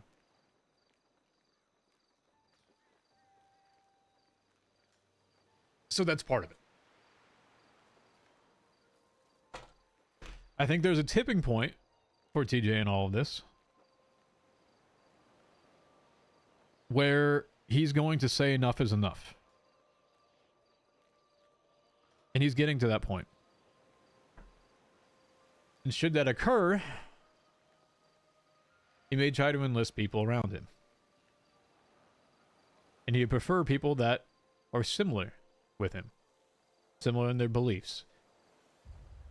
Similar that actually are willing to take the risk of it. Maybe Edgar's one of those people.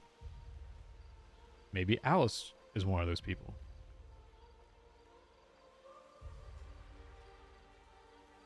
Hell, who knows? Maybe even Brandon is one of those people at some point. I don't know. It's going to evolve as time goes on, as RP happens.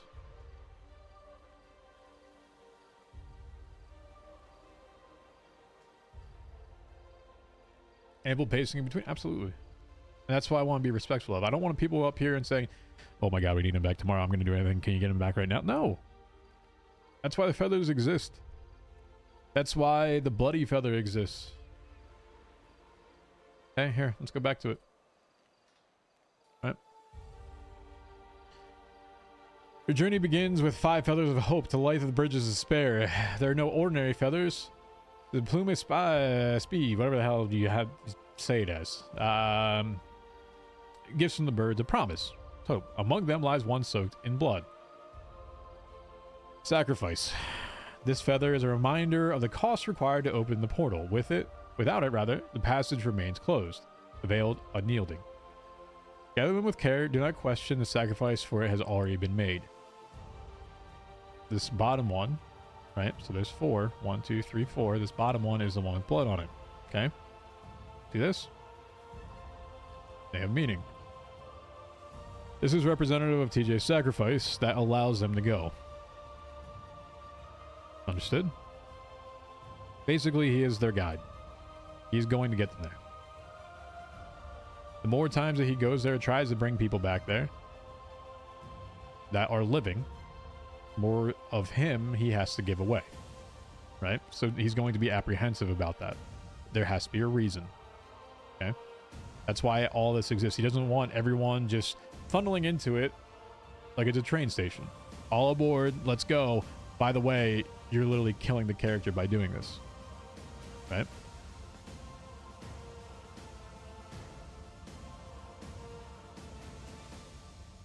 Just so people know, that is part of it.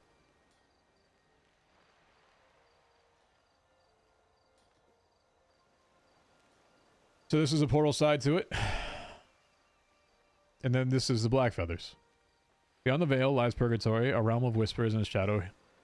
Here you must find the 5 feathers scattered across the realm. These feathers are not yours to touch. The power is not for those of the living. Only those that have passed may grasp the darkness. So this is a way for us when we were putting this concept together, that there are going to be 5 that are currently existing while they're down there.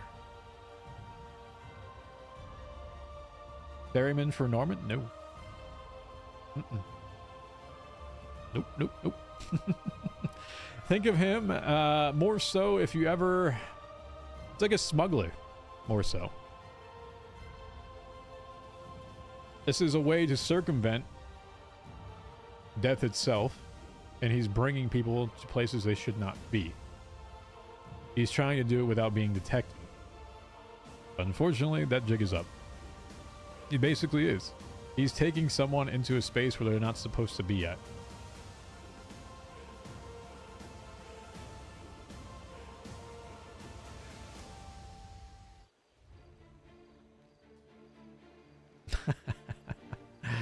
Yo, what's going on? Convicted, how are you? I miss Occams too, man. I really do. I miss RPing with them. So they're scattered beyond there. They're scattered there, right? So this is the assurance that someone just can't open it if they find a bloodied one. Because if they do, they're not going to be able to touch it. You need someone that is dead to touch it. And depending, once again, how Edgar is viewed right now, whether he is dead or not, he wouldn't be able to touch it. Okay? TJ is dead. Does that put this all in perspective to you all at this point? Like, this feather is not meant to be touched by the living while it is down there. Right? Like, there is no... You just die. Like, it's goodbye. Right? So... that's why he needs to be there with you. Black feathers are in purgatory? Yes. I think I just answered the second part of that question. Can't Edgar gather them while inside? I don't know if he's dead or if he's trapped. So the RP behind this and the lore behind it is that the birds taught TJ how to get out. Showed him the way. That is why this exists as what it is.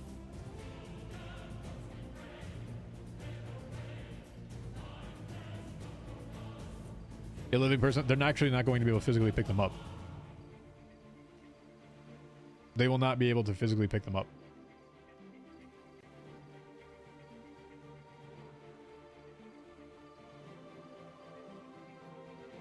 I had to throw in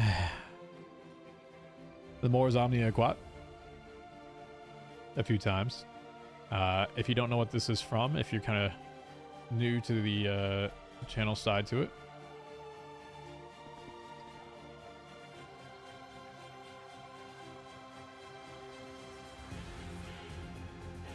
you see the patch in red that is on his right shoulder.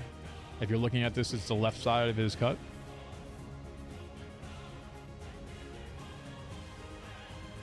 That is also Mors Omnia Quat as part of his patch.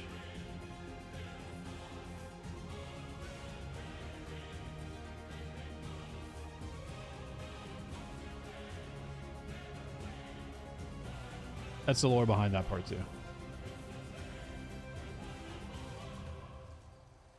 So if Edgar is trapped, you cannot touch the feathers. You have to be dead to touch them. That's how we've set the lore for it. Right?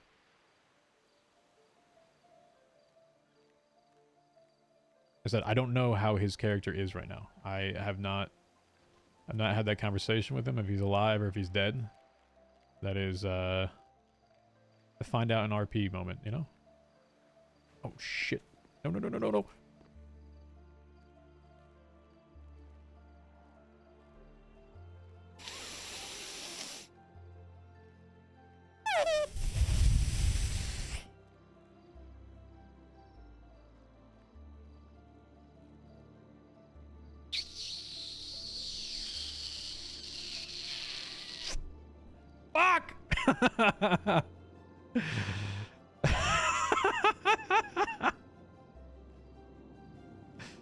Hey, Harry Miller. Can you check on the stock for me, brother? I need to go trucking. Wait, fuck. Where'd he go? He moved on. Fuck. I don't even know if it's going to let me spawn back there. Fuck.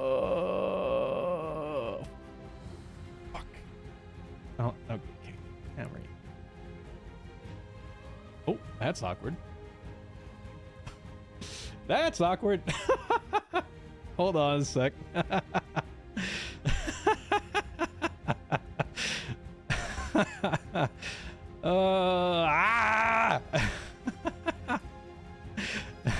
Hold on. Give me a sec. Pause. Time out.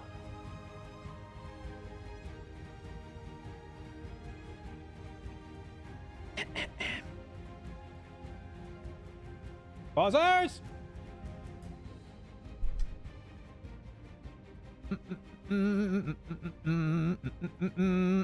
So what other questions do you have about it?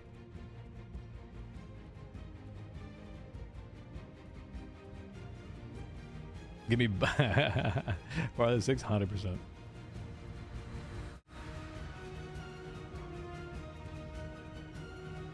Ghost can teleport now? I wish, man. I wish.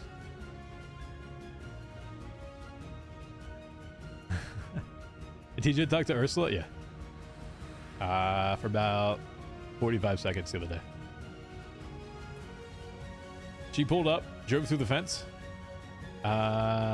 She said something about, like, is there any ghostly spirits here that want to attend Clown Court or something like that? I don't know if she said ghostly spirits or something like that. I just kind of made a joke about, are you going to film the death of someone? And she, like, was backing up. She's like, oh shit.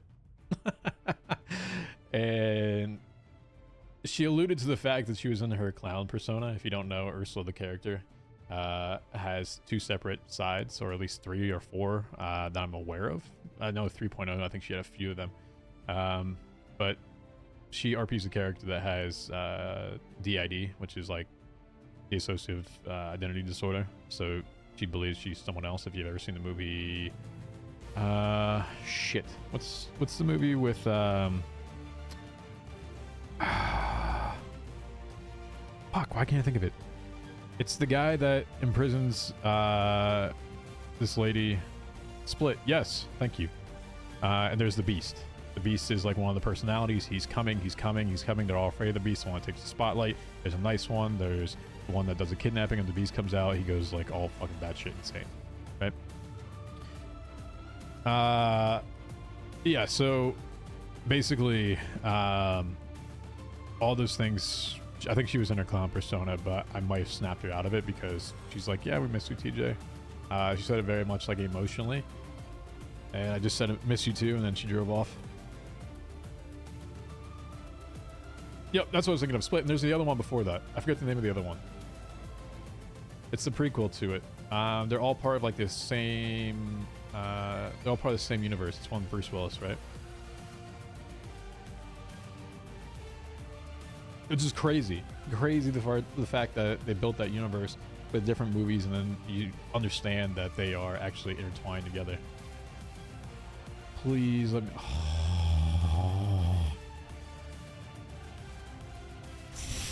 Fuck! Unbreakable. There we go. I hope no one's here when I wake up. Please let no one be here. What's the number there? 682.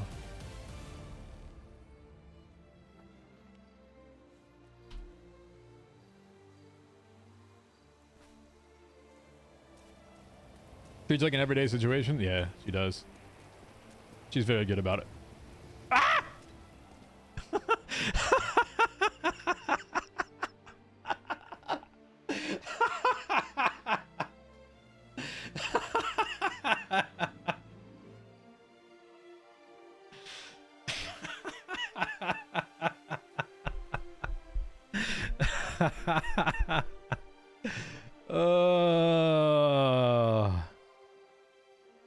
Z, if you're listening, thank you.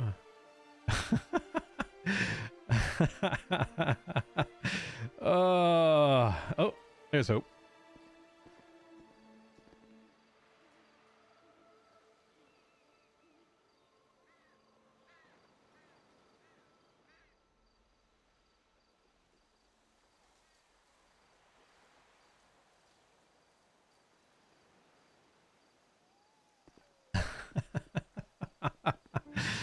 Oh man, and here's our Uber Z's. You know, we got our Door Z delivery. You know,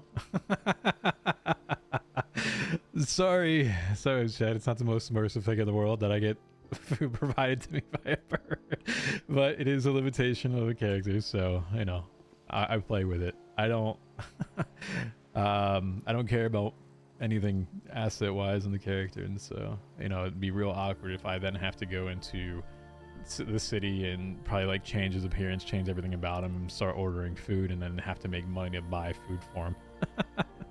So mad props to those that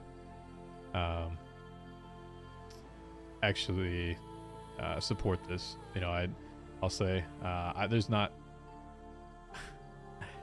there's not enough good things I can say over the past few months, from Z's side to it, to Coil and Sincere to allowing me to do it. Like I said, Z truly has been like a director in all this. Puts it all together, gets all the stage together, gets everyone on the stage, and provides the special effects, provides basically everything. Like when you saw, for example, Sonya going in and out yesterday, that was obviously Z, you know, kind of breaking down some of the movie magic, but that was Z obviously teleporting Sonya back to TJ, back and forth. And so that was not planned. None of that was something that we discussed at all, but felt like it added to the moment of being there, so that I didn't need to be in purgatory with them. That was their own scene. So I was happy to contribute to it on the other side, right? Because here's someone else, and I'm going to make sure that they're continuing the RP around it. So Jay gets taken out. I don't want to leave Sonya there, not getting any RP from it, and just ending up on an island. That's not fun for anybody, right? So when we're looking at this, he just goes, hey, I might bring her in and out of purgatory. So the entire out loud monologue that I was doing was not planned. I'd never thought about doing it. So it was as I could come up with it, basically, to explain what was happening to the character, right? So as I'm doing these things, you're telling them what is changing in the environment around them, why the environment is changing, what is your decision to make. And she made the decision to live. And then obviously from the side of Alex being over there, I have to then explain to Alex of what is happening. Because I don't know if you don't know, like, I wasn't actually in purgatory. I was on that island right over there, right? That's where I was. It was foggy enough to look like purgatory, but then Z was teleporting Sonya back and forth from purgatory to the island over there. You just couldn't see anyone else outside because of the fog, so it still looked like it. So, yeah. When I say, like, legitimately, direct special effects, everything, that's Z for you right there. 100%. And I couldn't be ever the more grateful for the things happening. Actually, chat. Oh, shit. Hold on. Let me see if I can see it. I can actually jump out of here and not die now. Let me go invis because seeing a ghost running is kind of awkward. Hold on. Please make it. Please make it. Make it. I got time. Hold on. I got jump scared today, chat. I'm gonna show this to you. I didn't know this actually existed. Like, I knew this existed, but I didn't realize it was a thing. Come on. Did you run? Quicker. Come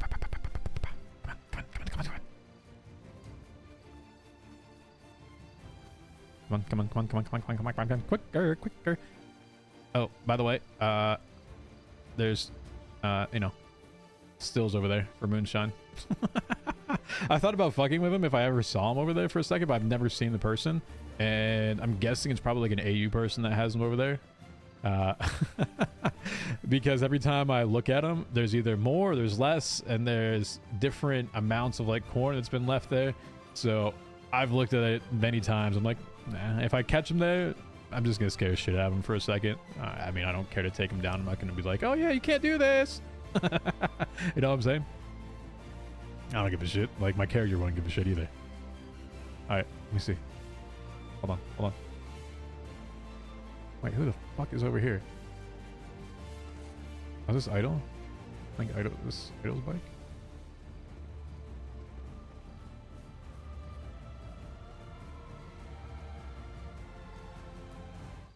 Do you hear that, chat?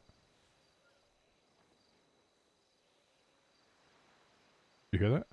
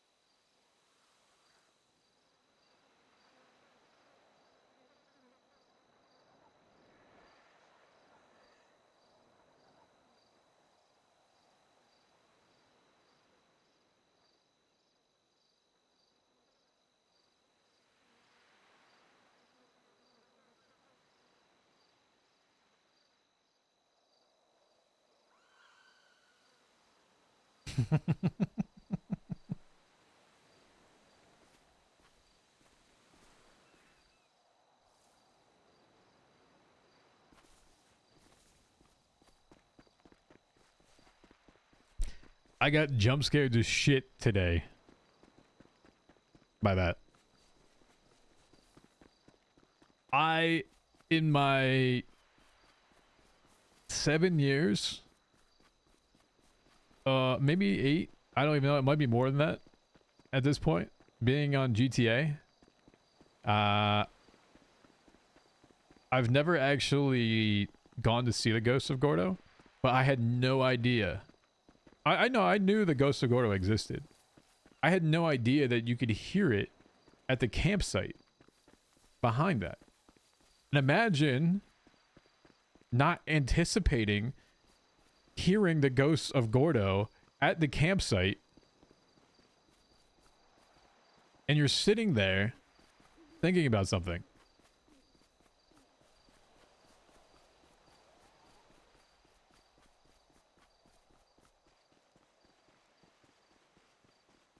I was like, holy shit. The fuck is that? Is someone fucking with me right now?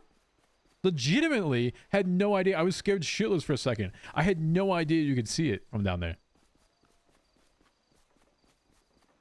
Had no idea. So yeah.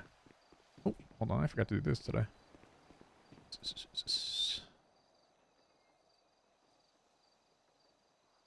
If you don't know, TJ has an adopted dog up here. There is a black husky. It just kind of randoms the spawns that happen. Sorry, ruined the immersion with it. But there's a black husky that TJ has kind of adopted. It was the first one that actually was here. The first one I ever noticed when I started being up here. That black husky, that I felt like it was, you know, it was kind of like, you know, Jesse had a husky. It's black, raven, crow, etc. So I just kind of felt like it was a thing. Would wander around for growth spots and scare shitless. I know, man. Like, hello? I had no idea. I was like, you gotta be shitting me. Alright. So let's get back to the actual conversation part. I don't think we... where do we leave off at?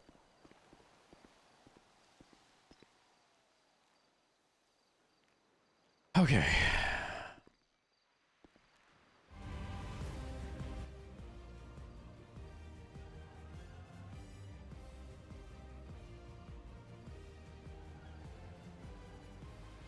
Alright, so let's go back to this.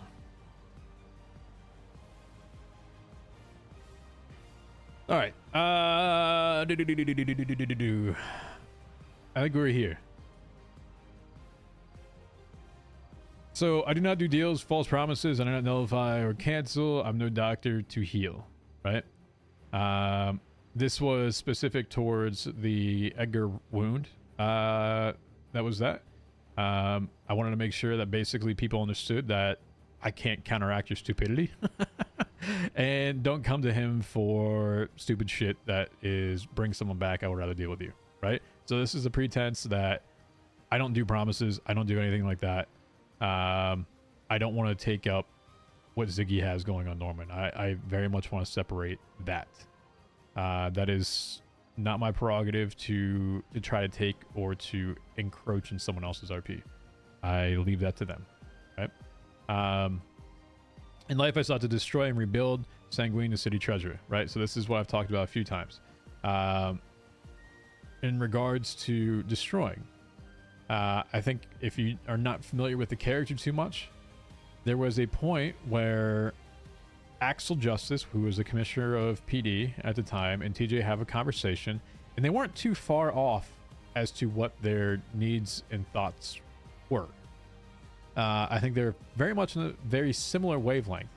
Axel thought it was a band-aid solution.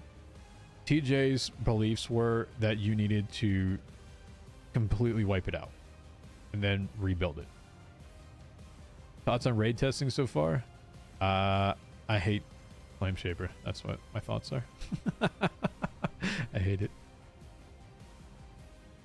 What would it be if I sought to tear down if I did not offer a solution to rebuild? This has been consistent with TJ's story the entire time. This was his entire reason for going for City Treasurer. If you're not, once again, familiar with the character, this is back to his lore, right? When 4.0 started, he never went to the city unless he really needed to. before that really became a need, he would have preferred to stay up here, right? He was doing lumberjacking for the majority of the time that he was in the server, which paid shit, by the way. Absolutely paid terribly. And it was a waste of my time. I wish I never did it. I wish I never did that arc because it was a complete waste of time. But if you're a Pebble viewer, you might have known Jack and TJ at some point together. And I don't think it was probably the best relationship that there was, because reality is TJ didn't care for Jack's mafia type style, right? Because TJ was getting out of the entire being a part of an organization, having to control something, and he just wanted and was encouraging an open trade market. So yeah, so if you're familiar with that, you might have seen TJ a few times there. So anyway, we did the whole arc that was up north, and so he changed, right? He wanted to rebuild it. He wanted a little bit of a solace to the life that he left behind before doing anything. He wasn't even sure at some point did he want to rejoin a club or start down that life. And so I still remain true to the fact. Aside from one race I did with Marlowe and Pigeon, which was Jet Sand, which happens down here, kind of goes this way and around and throughout the city a little bit. I have yet to do anything criminal on TJ during 4.0. That was part of his transformation until he died. And when I was running for it, I didn't know any better way, reality-wise, to convince someone that was not going to be a problem than to not ever do any sort of crime. Because I thought from a character growth standpoint, it made sense that who would he be as a person if he didn't live by the words that he said. And I've said this multiple times, even tonight, that when you say something, you mean it and you do it. And that's what he did. He meant that he wanted to rebuild. He meant that he was committed to it, and he did. So that's where that statement comes in regards to who would I be if I did not offer a solution to rebuild? It would be him. This is referring to Norman. Okay? In Norman's journal, he talks about how in life he kills, he wants to destroy. Right? In death, he destroys.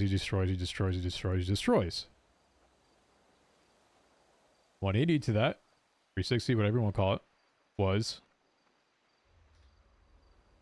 I wanted TJ to build. It's true to the character since the beginning of 4.0. It's his values, it's his beliefs, right? That's where that comes from. I hear your doubts as much as your questions. How can someone like me with a past so heavy claim to help others, right? So he's inferring that how many people TJ has killed. He destroyed people's lives. Answer is simple for TJ, but not for many. Because I am what they need to be in that moment. I offer what they cannot find elsewhere, a solace, perhaps a quiet understanding, a guide. And that's what I have referred to TJ as a guide. He is not claiming to be some entity. He's not claiming to be... I know that there was theories out there in 3.0 about life and someone that represented life. I'm not claiming him to be that. I'm not just taking that aside, right? So I very much have kept him as neutral as possible, as balanced as possible. If someone comes up and says that they need to do a deal, he's going to tell them, make sure you're doing it for the right reasons. That's the biggest thing. If I'm manipulating, scheming, or deceiving, the truth is this: I'm here because I choose to be. I'm no puppet, no pawn in a larger game. My purpose is my own, and it's one of redemption, not for myself. Okay? Once again, referring to he's not being controlled. Someone's not using him. Purpose is his own. This is where we start getting into the connection side to it, right? The redemption, not for himself, is representing the fact that he's willing to do things for other people. They've made a bad choice. Can they redeem it? Can they go back and change the things that they have done? Likely not, but can he offer them something? That's why usually he'll see him interact with people that have made deals or have talked about making a deal. Yes, I'm bound to a few, not by force or obligation, but by a connection forged in living moments. This is referring to his past life, so he still remembers this, right? He still is understanding of his past life, but it does not embody him. It does not define him. When they need something, somebody to steady their steps, refers back to the thing of need. Okay? This is referring back to Barry. This is why TJ came back around. Because it took a lot for the character of Barry to go to the lighthouse, a place where he regularly hated anyone going to. And the only time he went there was to write, "Norman's a cunt!" on top of it. Which then later transformed into a billboard on the highway.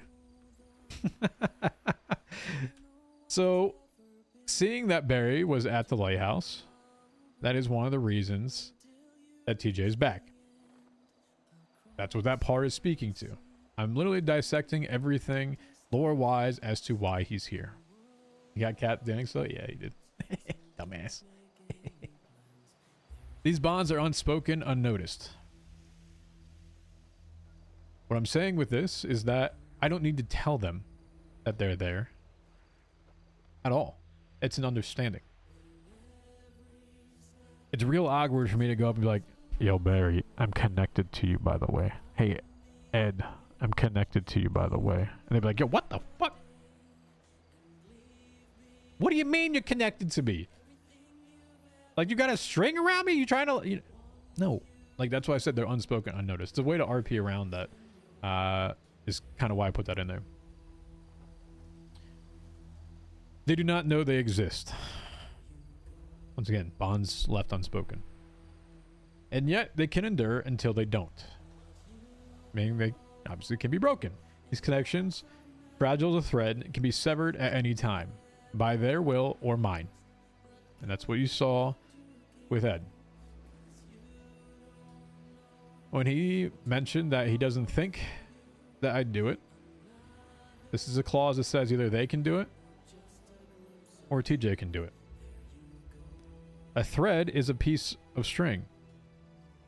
It's connected at two ends. If you remove it from one side, the other one falls. It doesn't need to be mutual. That's the analogy. When they feel like it should be his time to move or time to leave, or they no longer need him around, or TJ feels like he needs no longer to be there for them. I.e., that's why Ed's was gone. Right?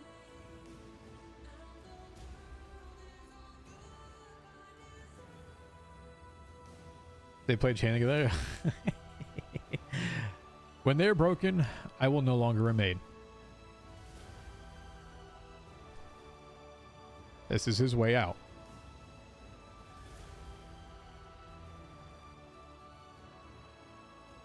This is, I will no longer see you again. Or, this is an emergency break to glass scenario. That if something so heinous starts to happen to someone that is connected to him, he will remove them all. I think you understand what happens then.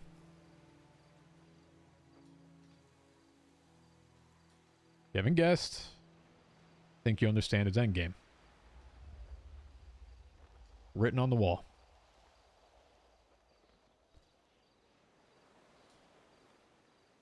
My presence here is as finite as those ties. Fewer than you imagine, fewer than even they would suspect.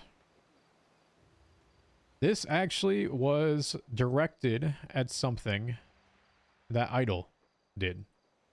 And also why TJ will no longer speak to Idol or show in front of her. TJ wrote in a book that was over by the lighthouse that specified basically Merry Christmas to my family. That's what this is referring to. And it specifically calls out Bath. There you go.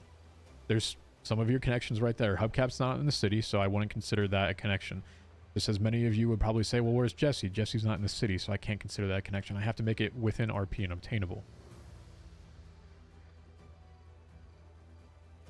That book was supposed to remain at the hopes that eventually somebody would understand that. It was piecing together some of the lore to actually, if it needed to happen, it would be there and they could find who those people were. Unfortunately, RP blocked it. It's sitting in an evidence locker. And I'm not rewriting it. So this is my way of rewriting it. One has been cut, 3 remain. TJ's connection to Ed no longer remains. Once again, I'm considering the facts of how to do this, how to RP it. I have not decided on it. But the most logical one at this point, for a lore purpose, this is strictly lore and not because me as Doc wants to do this, we'll see it as Ed is a black hole to him. That should he ever pass by him, he does not know who he is. He does not see him. So should Fiona and Ed show up here, if Ed talks, he won't acknowledge it. There'll be an awkward silence.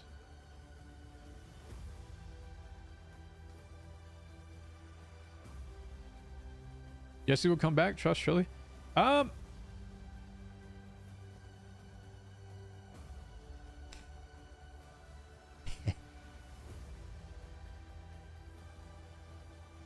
IDD has offered to assist with stories should they need happen. I'll put it that way. He would not be in a full-time capacity by any means. I don't think that's ever going to exist again. But should the story go that way, he has offered to help.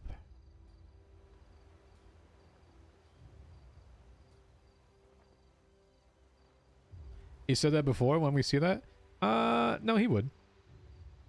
He would. 100% he was. He actually enjoys watching some of the ghost stuff. At least that's what he tells me. He could be lying to me. Well, Dundee see TJ? Dundee did see TJ already.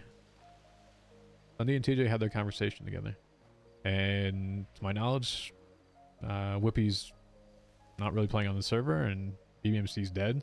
It's very sad to see. A lot of history, a lot of lore to BBMC.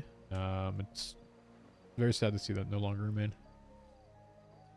Ask your questions. If it brings you comfort, I have my answers. Basically just telling them, hey, should all these things occur, you know, you can answer them. As long as it's with the right reasons. I'm here not as a warning or a mystery, but as proof that even the coldest ice can build something worth standing on. This is what I was trying to say, like the whole igloo ship, I kind of scrapped it. But it was more that if I'm here, we can do something.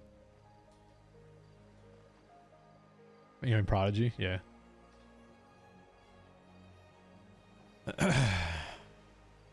I think back to it a lot. About some of the BBMC days, and how good it was for a lot of the times that we had it. And I know that there is a video that someone will probably put at some point. And I think Pez said it, or Baza. There's going to be a time where we look back in this place and you remind it with fondness and memories. It's no longer going to exist, etc. It's true. It truly is. I think back as to what the turning point was. There's a few of them that I can remember from it.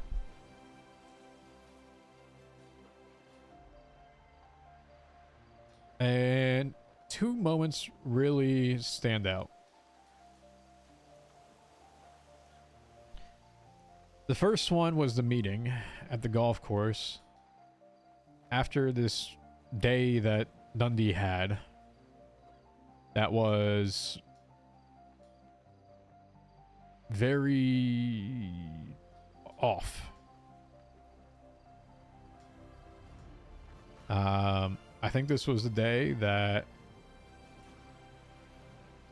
he ended up shooting at Stevie in a car at some point, or he ended up bringing Mickey to the meeting and just did not want anything to do with progressing. And I think at that point, it became clear to TJ and myself playing it then that this is not healthy. And I think back, if that day never happened, I probably wouldn't have tried to undermine him as much as I would have on TJ. Because I viewed that as a very disrespectful to the organization and the people around him, and that he didn't care about anyone. That's one of them. And I think that set a lot of things in motion. I think that's why I was so convicted on moving elsewhere in the direction that we had. Because as those things progressed, and we would see Dundee for maybe an hour while he was awake for 5 or 6 and he'd be off doing jobs with other people, was that he wasn't for us. He wasn't around us, and that became even more under a microscope after that time. I think back to that day, and I think that was probably the turning point that made me start putting seeds into people's minds about things. That meeting room was probably one of the worst RP moments for the character and for BBMC as a whole. Truthfully. Next one, you know, obviously from the other side to it, is the kidnapping Barry. The junior moment? No. That is one of them, but that's after he was back, right? So this was a day Dundee got back. This was pre everything, right? So Dundee was not back yet for the junior shooting. That whole thing, I think, solidified what truly needed to happen. I think everybody was on the same page at that point, because likely myself and others probably steered it that direction, and I still think that stems from the meeting day. It's like one of those things, you don't notice it until someone tells you it, and then you start noticing it, and then when you notice it, you have the same belief as it, and you start to change it. And I think that's really what ended up happening. I do blame myself for some of it, yeah, for sure.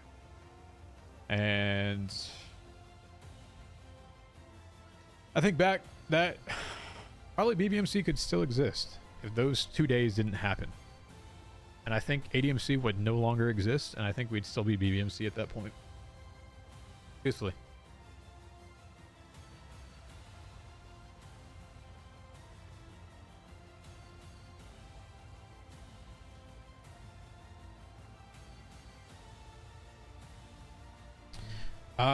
Stood up to him was a great development for a character. Absolutely. Kidnapping Barry was a great story mover. 3 hour. Oh, yeah. 100%. God. That kidnapping day was not good, though. Oh, man. That did not go anywhere near as planned. But it was good character development side for sure. Oh, God, I think my voice killed me after that, too. Oh, man, I miss that. I truly do.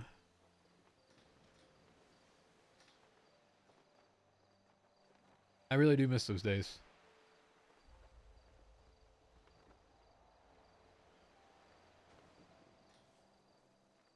I know I was supposed to say something about it, and I completely lost track of time. I was supposed to present the award, and I'm such an asshole, and I didn't record it. And I'll do it now, I guess, live. um, yeah. So from the award side to it, and I don't care if you clip it. Like again, I'm sorry. I did not end up recording what I was asked to, and I'm such an ass for doing this. I'm so sorry. It is my fault. There's a few things that stick out to me about the conversation, and I think I've alluded to it before a bit. I think he feels the same way. He's not gonna be able to get the same people back that was there. It made what we had there was something special, and being able to try to recreate that with the people he had now and making that as a purpose, it was never going to happen. It was always going to be a second rate type of what we considered it to be. I'm not calling the people in there the second rate because we did have something very special then. It was purely our peers first that were really good at some shit like shooting and driving. Like, we cared more about the RP side to it, but we're really good mechanically too. So it made sense to a lot of things that we were doing. And I talked about this part of the conversation a little bit, which I did not particularly care for, was he was worried about BBMC's rep, and he was referring back to shooting and driving and how those things were affecting how the city sees him, and that he was washed up. But in reality, I don't think that needs to be any of the reason. The people around you and how you carry yourself with the people around you make you respected more so than anything else. And so I think what we were trying to get at with that conversation is, don't try to replace the people and expect the same result. Appreciate the people that you have around you. And they're their own people. Because yes, what we did have was pretty cool. You can think about it even from like a business perspective, right? Chat. Understand that when I was in BBMC and joined and did, you know, subathons, etc., some of y'all were fucking crazy with this. I will never dream probably of hitting 2,000 subs ever again in my life. It's a major business move, even for people, to not consider being affiliated with a group anymore. Some people that don't talk about that. Now, not everyone's all that lucky that I do have the means to be okay outside of that. And I'd hope that there's other people within the RP community that are thinking that they need to be connected to people or a certain group because of outside means. And I hope that you're actually in RP for the right reason, because it is not about money. It's the unspoken part about being a part of a group, is that it will come if it's good enough. And that's the same as the people. You build something, they'll come. And I think that was true with the community, because the community was awesome.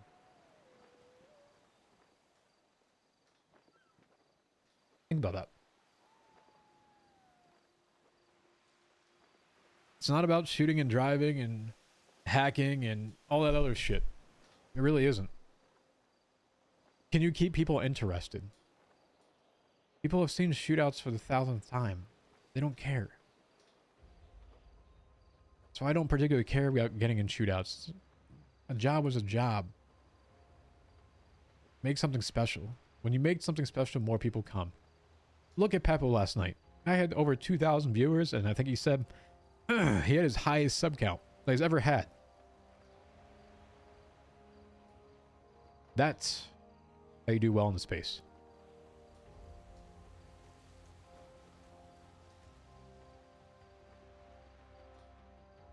So I didn't want him to chase the same thing. I just wanted him to appreciate what he had.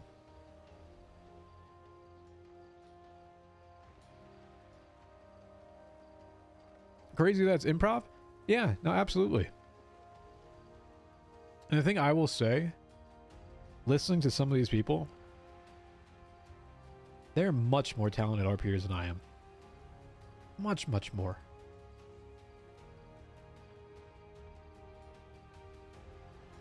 Mungo last night, and when I kidnapped him in 3.0 and had a conversation with him in the Vagos torture room, and even when I had another conversation with him on top of a mountain, might have been some of the most immersive RP that I've ever taken place in. 100%. His tone inflection, his emotion that he puts into it, the care behind it. That's what I think people should strive to be. Peppo, obviously. Ziggy, all those guys. So I sit here as I play like this dull version of TJ that doesn't feel anything. And it's like, shit. Can I incorporate more emotion into him?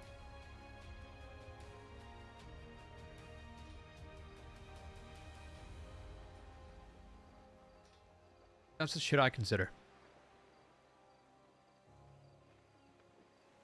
Never reuse a story, you strive to do something fresh. 100%. I don't try to recreate the same thing. Ever. I guess maybe a part of me didn't really particularly... I don't say I don't care about ADMC because I absolutely do. I didn't want it to become the same thing. I think that's part of it, the same reason why I try to treasure shit. I think I fit more as a person, personality-wise, and playing characters that do more of the DM type role for people. Because stories can change. I'm not going to force that on the people.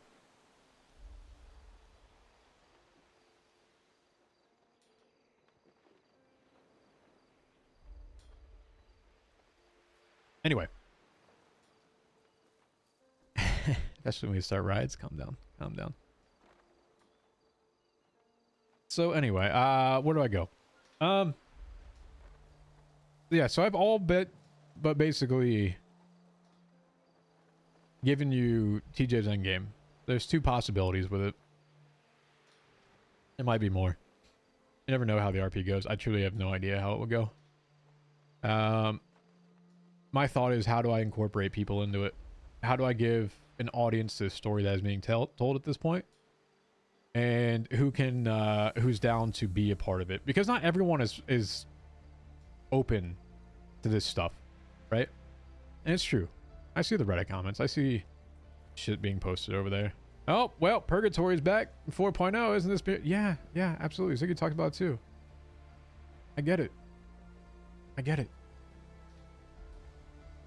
Believe me.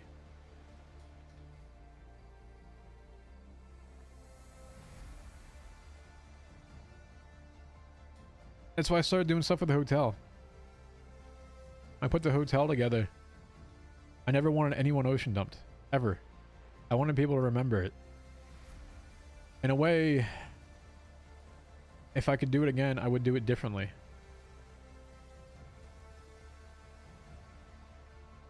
I think I would have probably done more than myself, because I couldn't ensure the quality of RP that was going in by others. So not only was it a way for me to test the RP of the people carrying out some of these tasks, it was also a way for me to test the RP of the people that wanted to continue it. I shit you not, I called someone from a unknown number with a voice changer, asking if they would like to know more about what happened to them, and they said nope and hung up. Okay. That person doesn't particularly want to involve himself in that RP. That's fine. Was Hotel take on American Horror Story for inspiration? No. John Wick. 100% John Wick.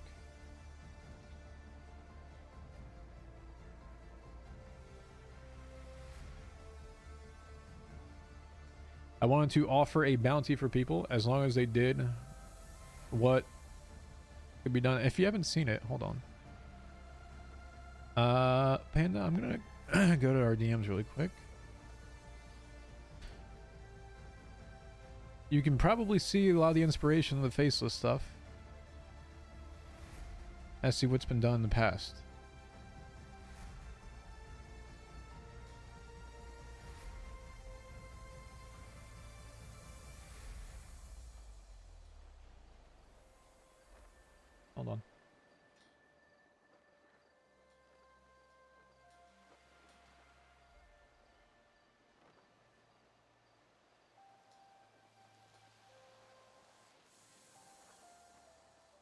It look familiar?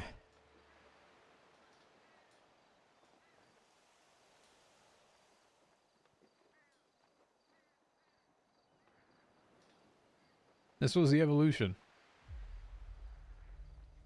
Hello. Bye.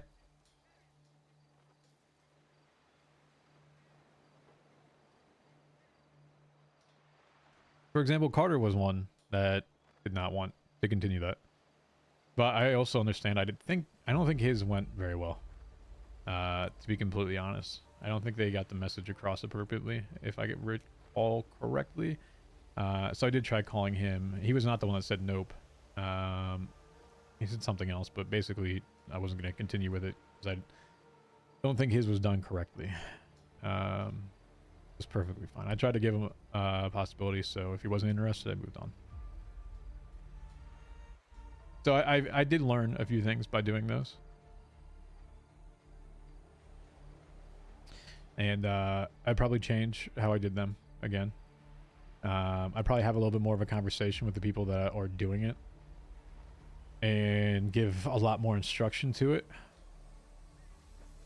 It may even be on the phone while it was happening. I don't know. There's a few things I would change. And yeah, I'm sad that Cars didn't go the way it did. There was someone else that had it as well.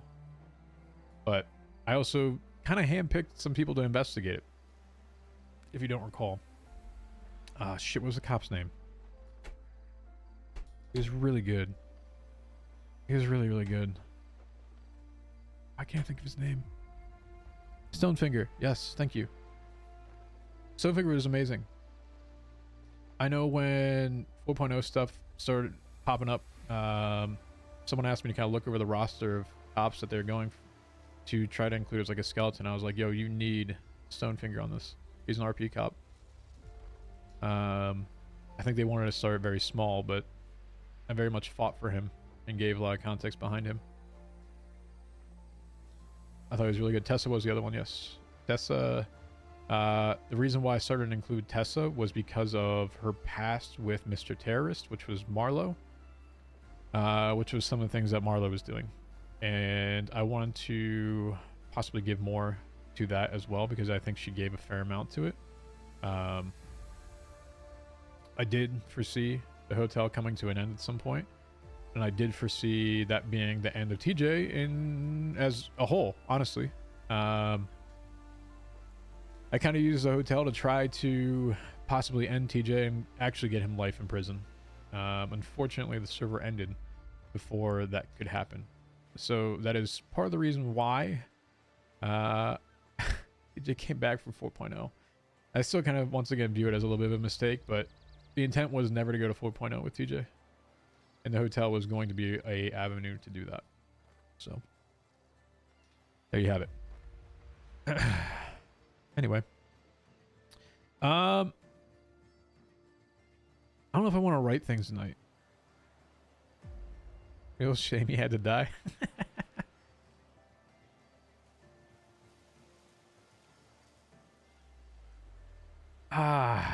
You see, chat, like, this is a reason, somewhat of a reason I don't particularly stream TJ all that often. I can't control who goes up here. I can't influence who comes up here. And there's a lot of times I'm just sitting here.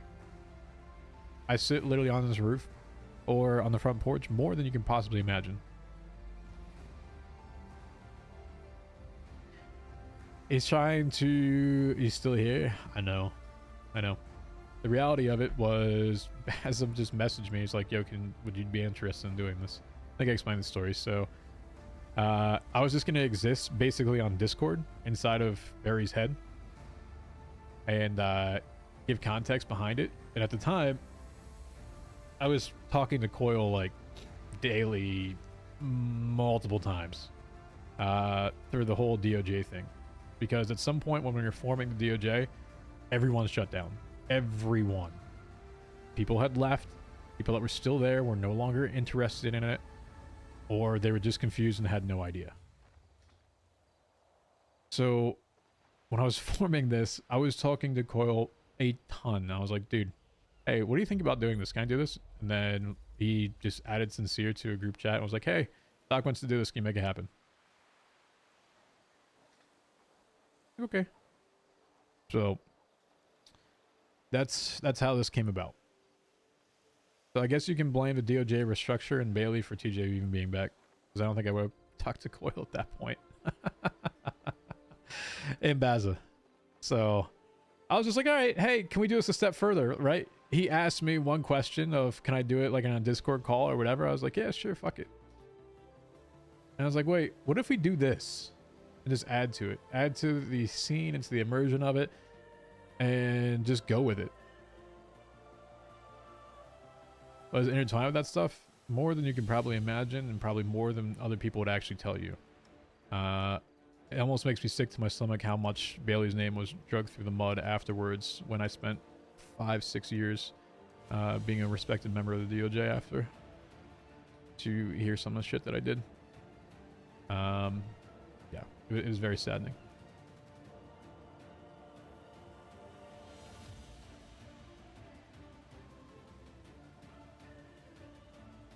Baz was sussy? Yeah.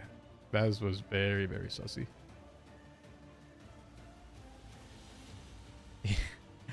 Because the dumbass...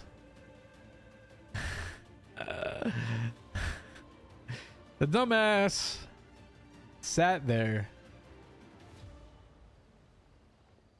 and I was DMing him that I was right next to him.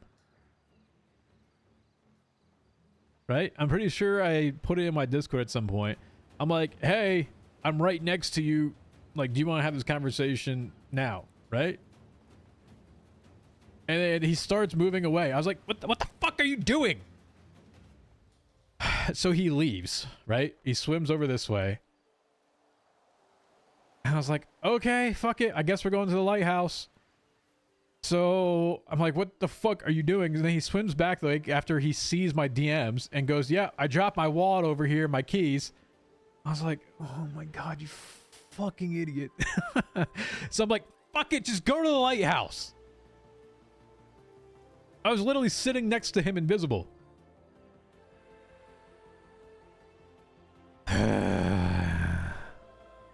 This is Barry Baza.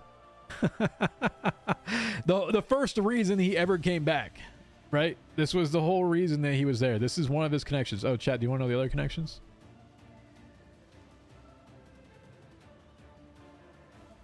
That's cute. That's cute, yeah. He's 11. Oh, you want to know? You want to know the other connections? 10 gifted. No, I'm kidding. I'm kidding. I'm kidding. I'm not IDD. Oh, yeah. So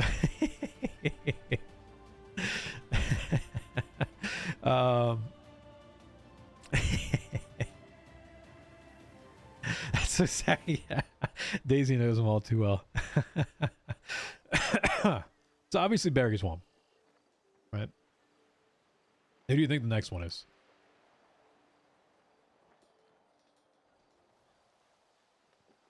I've all been alluded to it today. Andy is another. Yes. And you already know Ed. Who's the fourth? Not Jaeger. Not Dundee. Not Pigeon. Not Shang. You're right, it is Sean. Oh, fuck you, bitch.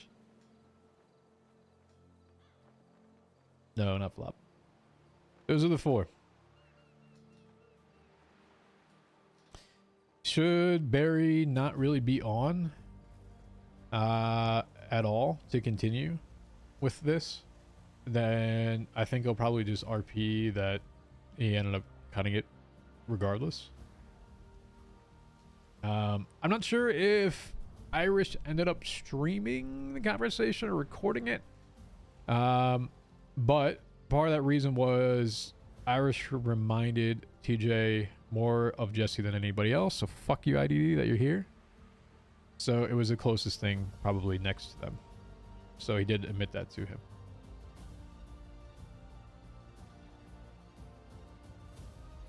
Yeah, smile. And smile all you want, asshole. You left me here, man. You left him like this. Edge. Overwatch 2 just had to come out, didn't it? Dickhead.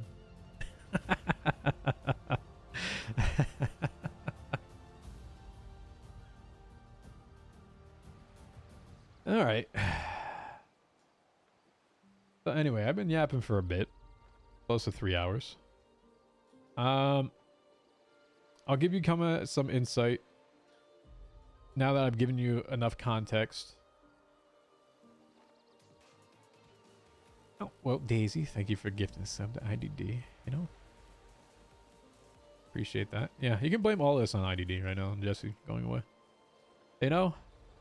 You can blame this mess of sunflowers that are here on a certain somebody. It's crazy how it still lives on in RP out of somebody. They think it's a TJ thing. It is crazy how many there truly are.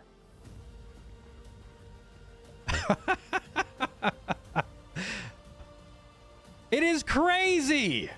I wonder why there are sunflowers. After 2 years, Jesse's story still exists. Oh, by the way, should that not be enough? Should all those not be enough? Hold on. You know, Ziggy, I would actually be okay if Noxie burned them all. I would be more than okay. Because you know what? TJ isn't supposed to feel emotion or connection. That's all those fucking things do. In a good way. I think, if I recall correctly, he used to plant them in order to keep Norman away at some point. I think. If I recall the lore behind them. Which I don't even know if that was an actual thing or not. Maybe I'm just making it up in my mind. But I think there was some connection between them. And I don't exactly recall everything about it, but I think that's what was... Well, you know, you see, I did ask Ziggy to actually play with us, but, you know, he ghosted me. That's ironic. Ghosting a ghost. Sad, bro. I imagine he has a team already. If you don't know, the charity tournament chat is going to be a thing. We'll be playing in the Marvel Rivals tournament. All full disclosure, I had not played Marvel Rivals before registering for the tournament. So I started queuing. I played with him for a bit, and then as much as I hate solo queuing, I did end up in plat at the moment. I really haven't played too much more. I did decide to solo queue the other day. It was once again a reminder as to why I... Hello? Okay, dear. You know what? You can go for a swim as well. Fuck it. Fuck it. So, anyway, yeah. The first game that I played had an AFK. Won the second one. The third game that I played had a Punisher that decided that he was not going to ever be with the team, and he was going to sit and spawn in his turret. I shit you not. He sat and spawned in the turret and talked shit the entire time. Won the fourth one. Fifth one, guy ended up leaving halfway through. This is why I hate solo queue.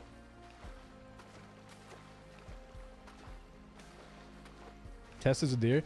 You know, I would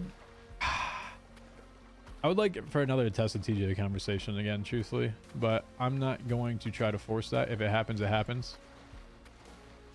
I would also... I kind of want a conversation with Dark, too, at some point. But I'm not awake early enough to do that. It's seeing the reflection in the water is wild. I 100% agree with that. That's why usually if some people are at the lighthouse and Z is around, I'll ask if you can teleport TJ. Because it's super unimmersive seeing my character swim in a reflection of him. So, IDD. Would you like to understand the sunflower legacy that currently exists on the server?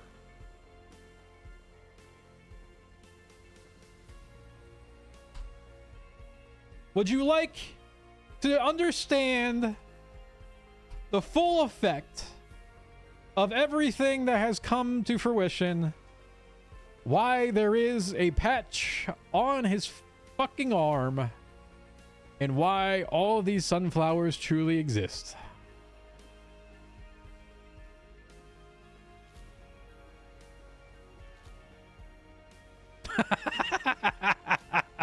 Yeah, I read that. It's crazy. All of these are the connection to Jesse. Everything.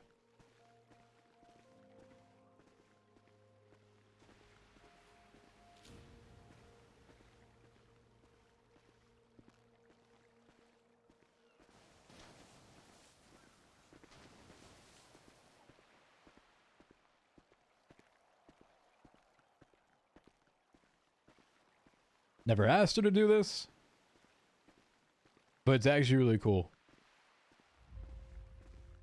It's actually very cool. So chat, if you understand where we are currently, this right here would be where the brazier, or the brazier, however you want to say it, in purgatory is. Yo, Jiggy bring this OOC real quick. ADMC chaplain about to be fucked up. You're literally going to be griefing yourself. Kills tally on Norman, has to deal with it on Ziggy. You're really fucking up all of your RP arcs. You understand that right now, right?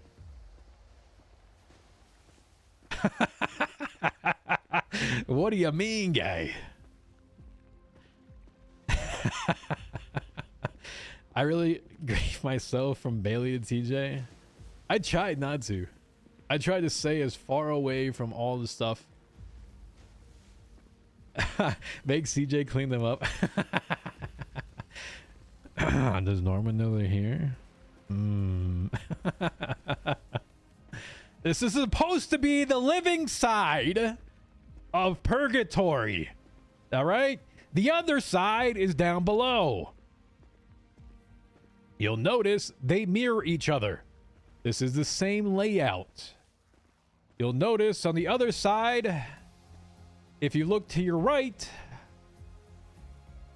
the lighthouse is to your right in the land of the living.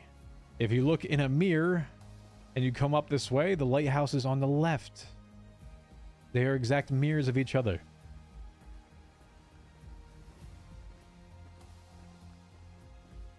Hey, shark. Or is that the dolphin? And so what you would see, there is an altar in purgatory. It also exists there. So, as you all were busy probably going back and forth between streams, I sat here. And Z was taking Sonia in and out from this position as I was explaining to her, if you did not get to see what was happening to her, that she was stuck in the balance, that there is a living and there is a death. There is despair and there is hope. Whether she gives in to despair or she chooses to remain with hope is her choice. And so I'm out loud monologuing these things that are happening so that she as a character knows what to expect. So she was being teleported back and forth in between here in the mirror, which is purgatory. This was completely foggy. Everything around was fog. Once again, prop to Z and being the director of all of this shit. Sets the tone and sets the scene. I don't think you could have seen us from the hill. I legitimately don't. TJ unpermitting? No, I can't do that. Nope. Not at all. Not at all. There is an end for TJ. There is an end. Well, he's already got an end, but there's another end. There's a sequel to the, you know, The shitty story that nobody wants for the second time. That's, you know, that's where he's at.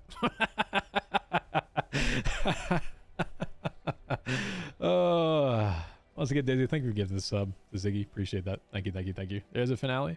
Good or bad? Maybe, yeah. There's an end to him. Just the encore? Maybe. Or you decide that to be it. Its reality is, I don't ever want to try to steal the spotlight from someone. I know, Ziggy, if you're here, this is your story. You've created this. I always want to add to it instead of detract.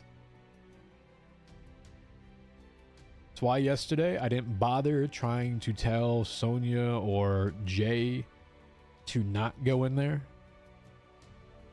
Just let it happen. Let the RP happen. I wasn't going to try to convince them elsewise. Not my place.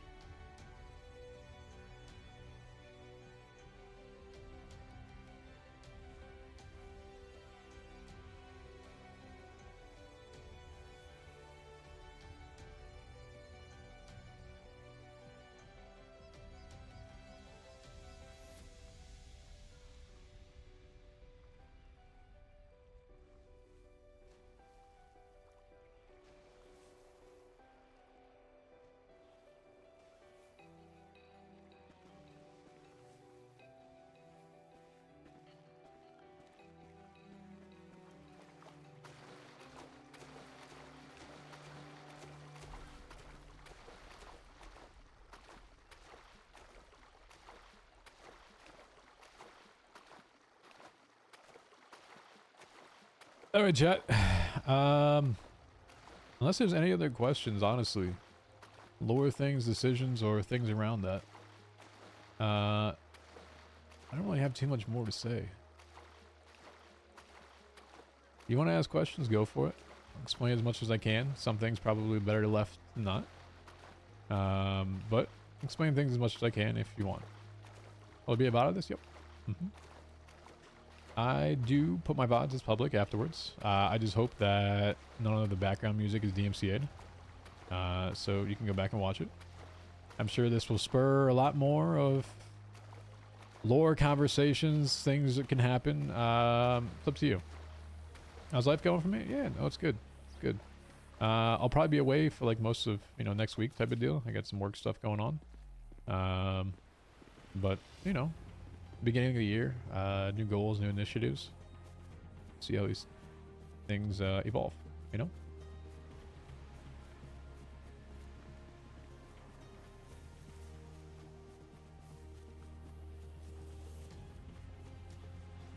Actually, ironically, unfortunately, I missed Barrick over here one day. I was actually on my way to go have a conversation with him, and I was probably at this rock up here, and I think his car was at that rock.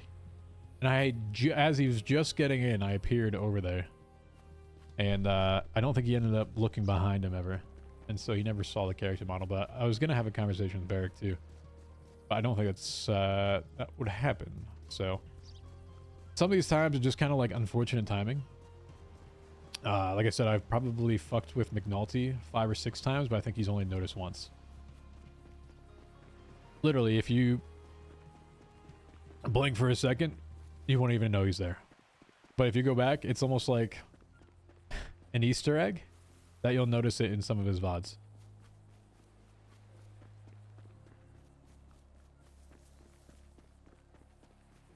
It's literally there for a second. Did CJ wish you got to see Jesse Reed before he died or as a ghost? I mean, I think Sanguine was good enough, honestly. Yo, Pain in This Love, thank you for the 18 months. Appreciate that. Thank you. I think the reunion at Sanguine served everything for that, truthfully. Barrick, Dark, Michael, Yeager, and Jesse. Out of all of those, I think the most likely is probably Dark. I don't even know if Barrick comes up here anymore. I think he was doing like the arc of being captured, and this was like where he was hiding at some point. So I doubt he comes back up here. Michael, I don't think would do. Maybe he would. I don't know. I always thought TJ and Michael's relationship was really weird. I mean, it was a good relationship, but I always felt like TJ was more of a bother to Michael than he was, like a friend at times. It was kind of sad to say it like that, but I think when 4.0 happened and talk through with Treasurer started happening as well, like that's when that feeling became a little bit more prevalent. Nino for Nino reaction. TJ didn't really know Nino. I think Brian Knight would be the better one. I think Brian would be the better one. I kind of planted a little bit of a seed with that yesterday with Frost to see if he'd do it. It's a possibility because Brian in 3.0 did have a deal with Norman as well. If you were not aware of how some of these things happen, TJ's deal was to execute someone that was close to him. He chose Bass. Bass goes to Purgatory. Bass makes a deal himself, unbeknownst to Brian. Brian makes a deal to Norman that to get Bass out, so it's a 2-for-1. Norman's happy, right? So Brian did have a deal. I used that against him in Sanguine a lot, claiming that he was going crazy, which was kind of based on the Norman stuff. Jaeger would be a nice chat. Jaeger would probably be like, stop being a fucking idiot and go kill someone or some shit. Wait, whoa, what was that? That was really cool how those clouds were. Yo, can we get that back? Can we get those clouds back? That was sweet. Did you literally just miss all the sunflowers, you motherfucker? I swam over there for you to look at sunflowers.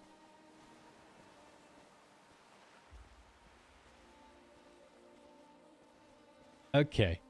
Mate. So if you guys don't know, there's a clip actually of, I think, Zed calling Jaeger. And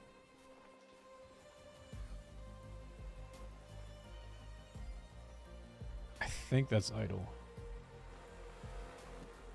Yeah, that's Idol.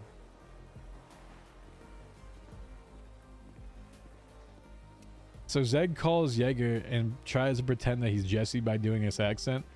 And Jaeger, just being Jaeger and whatever he was saying, he's like, he ended every statement with mate. And the last thing he's like, don't ever pretend to be Jesse again, mate. And then hangs up. It was really good. It was really good. Let me put this book back here. Has Pigeon and Ghost TJ spoken? Yes. They spoke. Hold on. Hold on. You know what? Fuck it. I'm going to do this. I'm going to do this real quick. I'm going to do this. I'm going to expose this guy.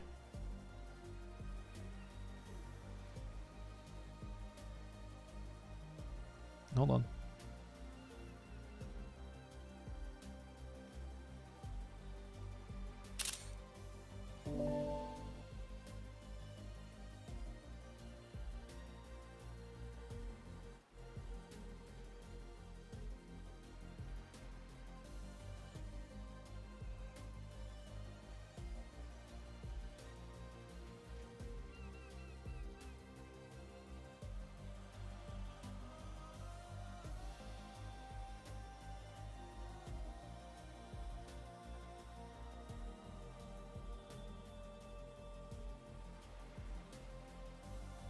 This is what he sends me last night while he's sitting in purgatory waiting.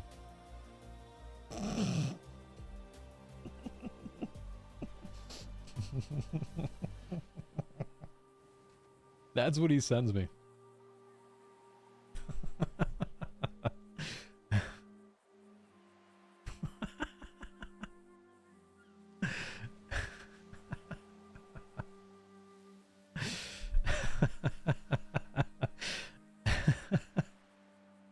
So we ended up getting the purgatory, right?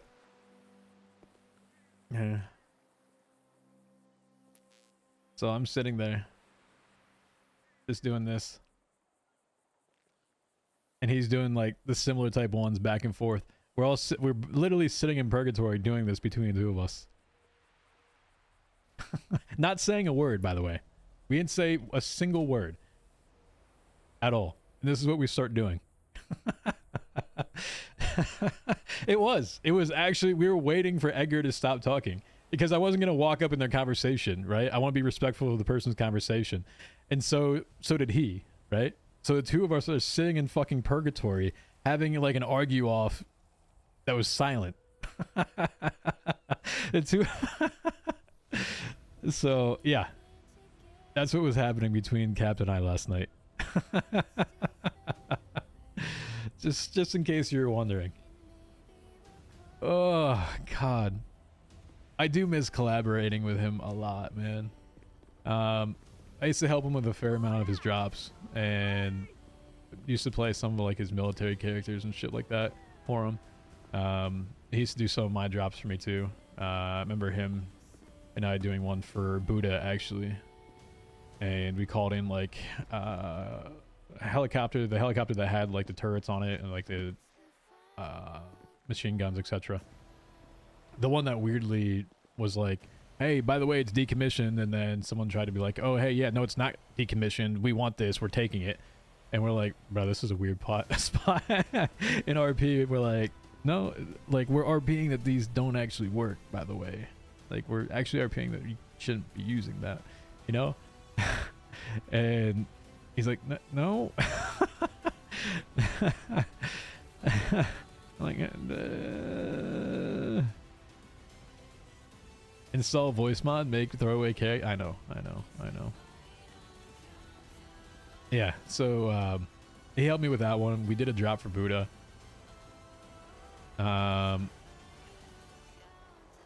Goodbye, Idol. And I remember Buddha, I don't think he liked it. I mean, maybe him himself did, but the character, Lang, did not like it. It's like, can you just fucking sell it to me out of like the back of your car like you always do? I was like, damn. That kind of hurt, man. I went through all this trouble trying to get like something nice for you, and you're like, just fucking sell it to me at the back of the car.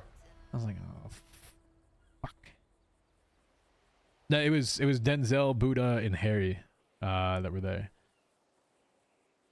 And I kind of had to clarify it afterwards. I was like, yeah, you know, hey, listen, they work for me, etc. Whole thing, like you're never gonna hear from them, etc. Him and Mickey, I don't know exactly what it was, but I remember afterwards, it was like, yeah, I understand, like Buddha wants to be anonymous with this. He doesn't need to know other people that he's doing. Just felt like I could do something in RP. I was like, damn, all right. So, back to the drawing board. All good. All right, chat. What other questions you got? If not, we dip. Has everyone given Ghost TJ Coke? No. Nope. God, I wish I could have another. I haven't had another Andy conversation, truthfully. I had one conversation with Andy, but it felt like Andy had a purpose of being there and not to actually catch up with her. With him, it was like, well, I guess 2 technical conversations, but it was in the same day.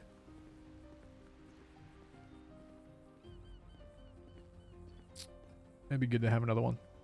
We keep streaming Ghost TJ for the arc. This is a one-off and done. I don't know. Like I said, it's hard to stream him. Like, I've got to come up with something and have conversations for you all, and I don't need to rehash everything that's been happening for you all every single time, right? And I don't control when these things happen. I don't use a phone on TJ. Is your time to play games at the stream? Yeah, absolutely. I don't control what is happening around him. I don't send out a text message and be like, oh, hey, come see me. Like, you can see 16 days ago, Kelly, Marlo. I don't send texts. I don't try to communicate with people via phone. I don't tell people that I'm here. The only way that people know that I'm around is if they usually get like hope to go see them, or that's their own curiosity. Like, that's it. So it is hard for me to truly do that, to stream him. But I do think it's important occasionally to show what is happening or what has been happening with him to kind of give context to the story. As those things happen, maybe I just start it up and go, here you go, fuck it, you know, for some of these conversations. But as you guys have seen today, I've had one conversation. I've been streaming for 3 hours. And I guarantee you, if I was not streaming, I would have been off about 2 hours ago.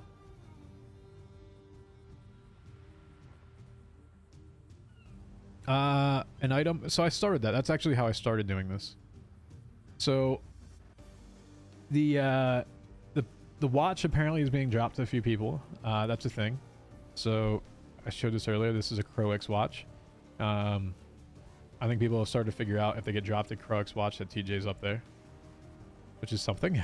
And then I started off by putting a book on the lighthouse and saying, I'll be here at a specified time if you come and check, and there is a clock that is on the lighthouse door. I'll be there at a specified time, which is usually an hour before storm ends, which is in an hour from now, which is at midnight. So that was my time that I was going to be there. So yeah, you know, that was kind of the thing.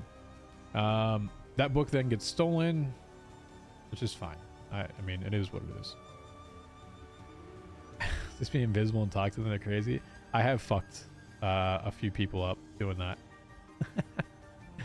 TJ and Chunky Police for a whole stream. I know. I think that was like one of those first weeks that I was... No, I had to have been caught by that point. I think I had gone to prison for the 499 months. So, here, actually, let me talk about 5.0. I don't know when it's happening. I have no idea when it's happening. Obviously, unless there is some lore that 4.0 doesn't happen, TJ is not coming back, right? That's done.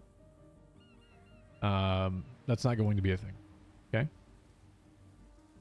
So, whichever happens first, the end of this or 5.0, TJ won't be there. Okay? I say this now unless someone has some stupid fucked up thing that's going to bring him back again, and I always say I'm never going to do something like stream this fucking character, but I do. So I guess every time I say never, it sometimes happens. I would be more interested in Crime Family. Absolutely. I would say keeping it small, keeping it with a purpose, because what I would rather do is that if I did a job on a character, and actually, let me back up. I would love to be a DM type character. If I could play a character that gave out people fucking quests to do shit, and I had the means to do it, that's what I would prefer. If I could do that, that's what I would do.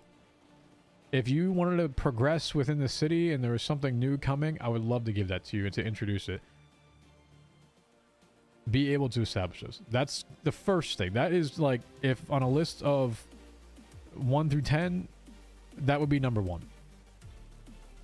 I understand those are selective. Those are people that are usually admins or devs. That's the thing, right? I'm neither of them. Not an admin, not a dev. I had applied to be an admin in the past, but had not gotten it, which is entirely cool.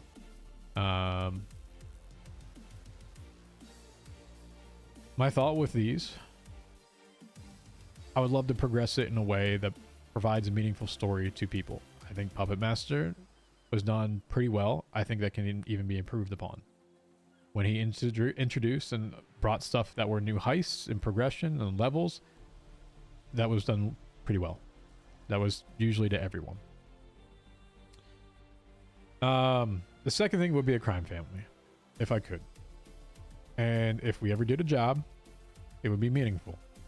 And you knew that if you, as a cop, pulled up to this job and you saw someone from this crime family or a style or a calling card, whatever it was going to be well thought out. It was going to be planned in a way that was as fair as it could be for both sides. I know that just a chase is a chase, whatever, but I'd rather incorporate things with it and make a job meaningful. I tried to do this in 4.0 or 3.0 with BBMC. I tried to, if you recall, even self-impose our group restrictions down to like 4 and say that softly, we don't need 6 for this. We can go with 4. And when we had Kaiba around, tried to encourage Kaiba's like different plans, bait and switch. Things that were not just drive, drive, drive, shoot. I wanted the things to be different. And some of those we got. And I would rather have that crime type family be very close with a very similar purpose, a very similar goal, be meaningful. They didn't have to be around at all times. I don't care, but it would be someone that could be called upon to do some cool shit and also would have their own shit. I don't want them holding a turf. I wouldn't care about that. They can operate out of a basement. But I would hope mechanically things aren't tied to like a turf. I don't need to be like, yo,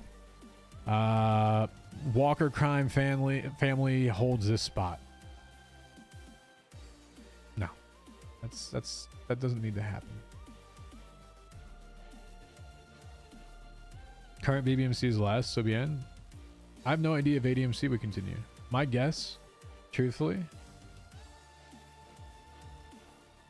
I do publish VODs. I just don't stream that often, actually. The VOD that you see there is literally my last time I streamed.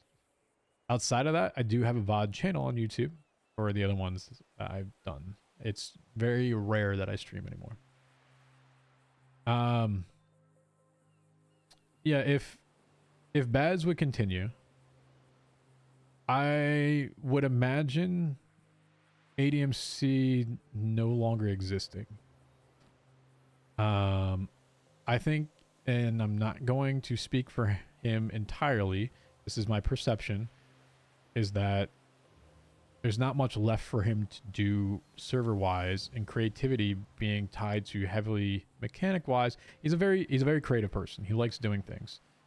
But I think there's a way where a lot of progression and the way that other people perceive things is very much asset-based or things that are similar to that.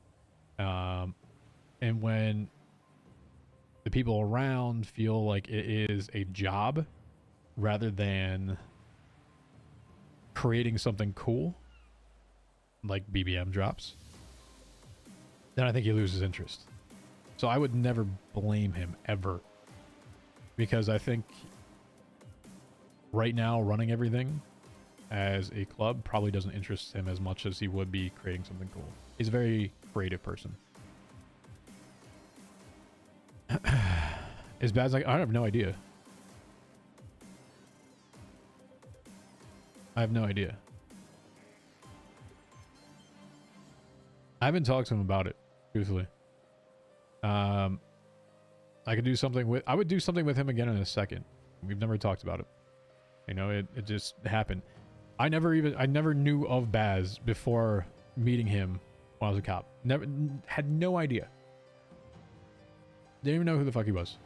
I never watched, I was not big into Australian Overwatch or any of the content. He had no idea. It was all organic.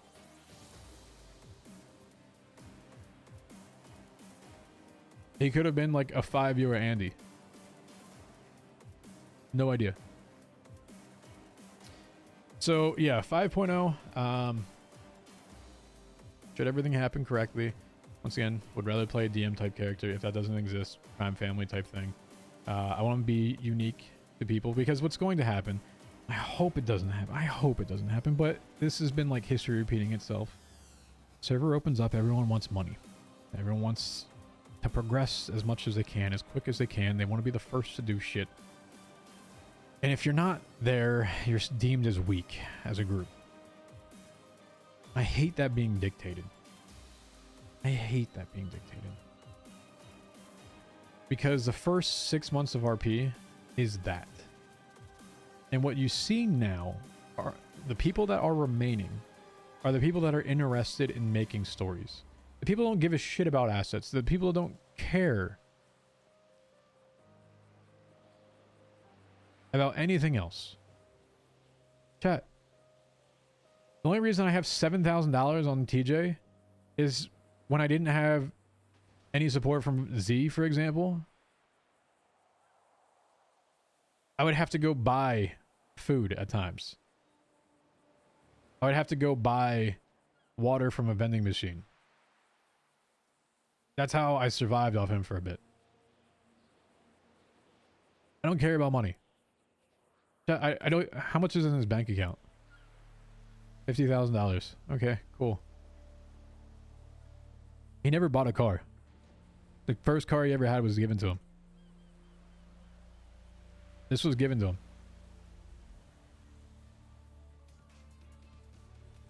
Didn't matter. I don't give a shit about money. But what's always going to happen is that everyone is concerned about that. Everyone wants to be the first to do something. Everyone wants to garner power. Everyone wants to be seen as powerful. That's the same thing, the same conversation that Dundee had with TJ, which I disagreed with. Is that they need to be seen powerful. No, you don't.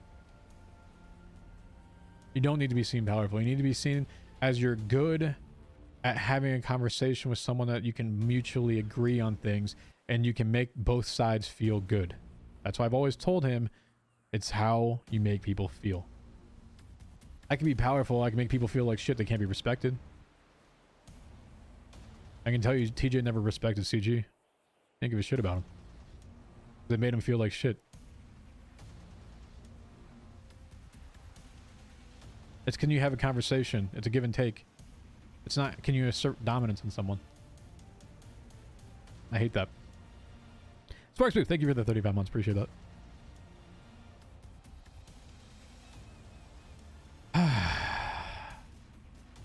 I have no idea even how to buy a repair kit. I legitimately have no idea how to buy a repair kit. Because on Bailey, everything was available in the Marshall shop when I was there. TJ never had a car until it became a thing and he just asked other people for shit. I never used any of it. I think I used a bench like 5 times. That's it. I don't care for those things. I don't need to be tied to an asset. If 5.0 can start story driven and continue story driven and have people that are connected to the community where your server can change based upon that, it makes the world feel more alive. I'll say other servers do a very good job at that. They will adapt to what is around them. They will give people things around that. And Z, with what we were doing, has made and shown an example of what should be done. If there's a story, you adapt to it. And I think they've done a very good job at that. So, anyway. That's my kind of rant for the day. My VOD will be up afterwards. And, yeah.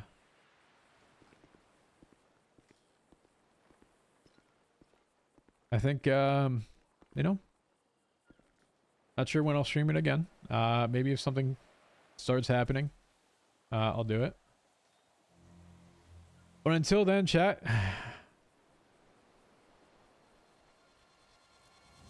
always look to the sky and you might find hope.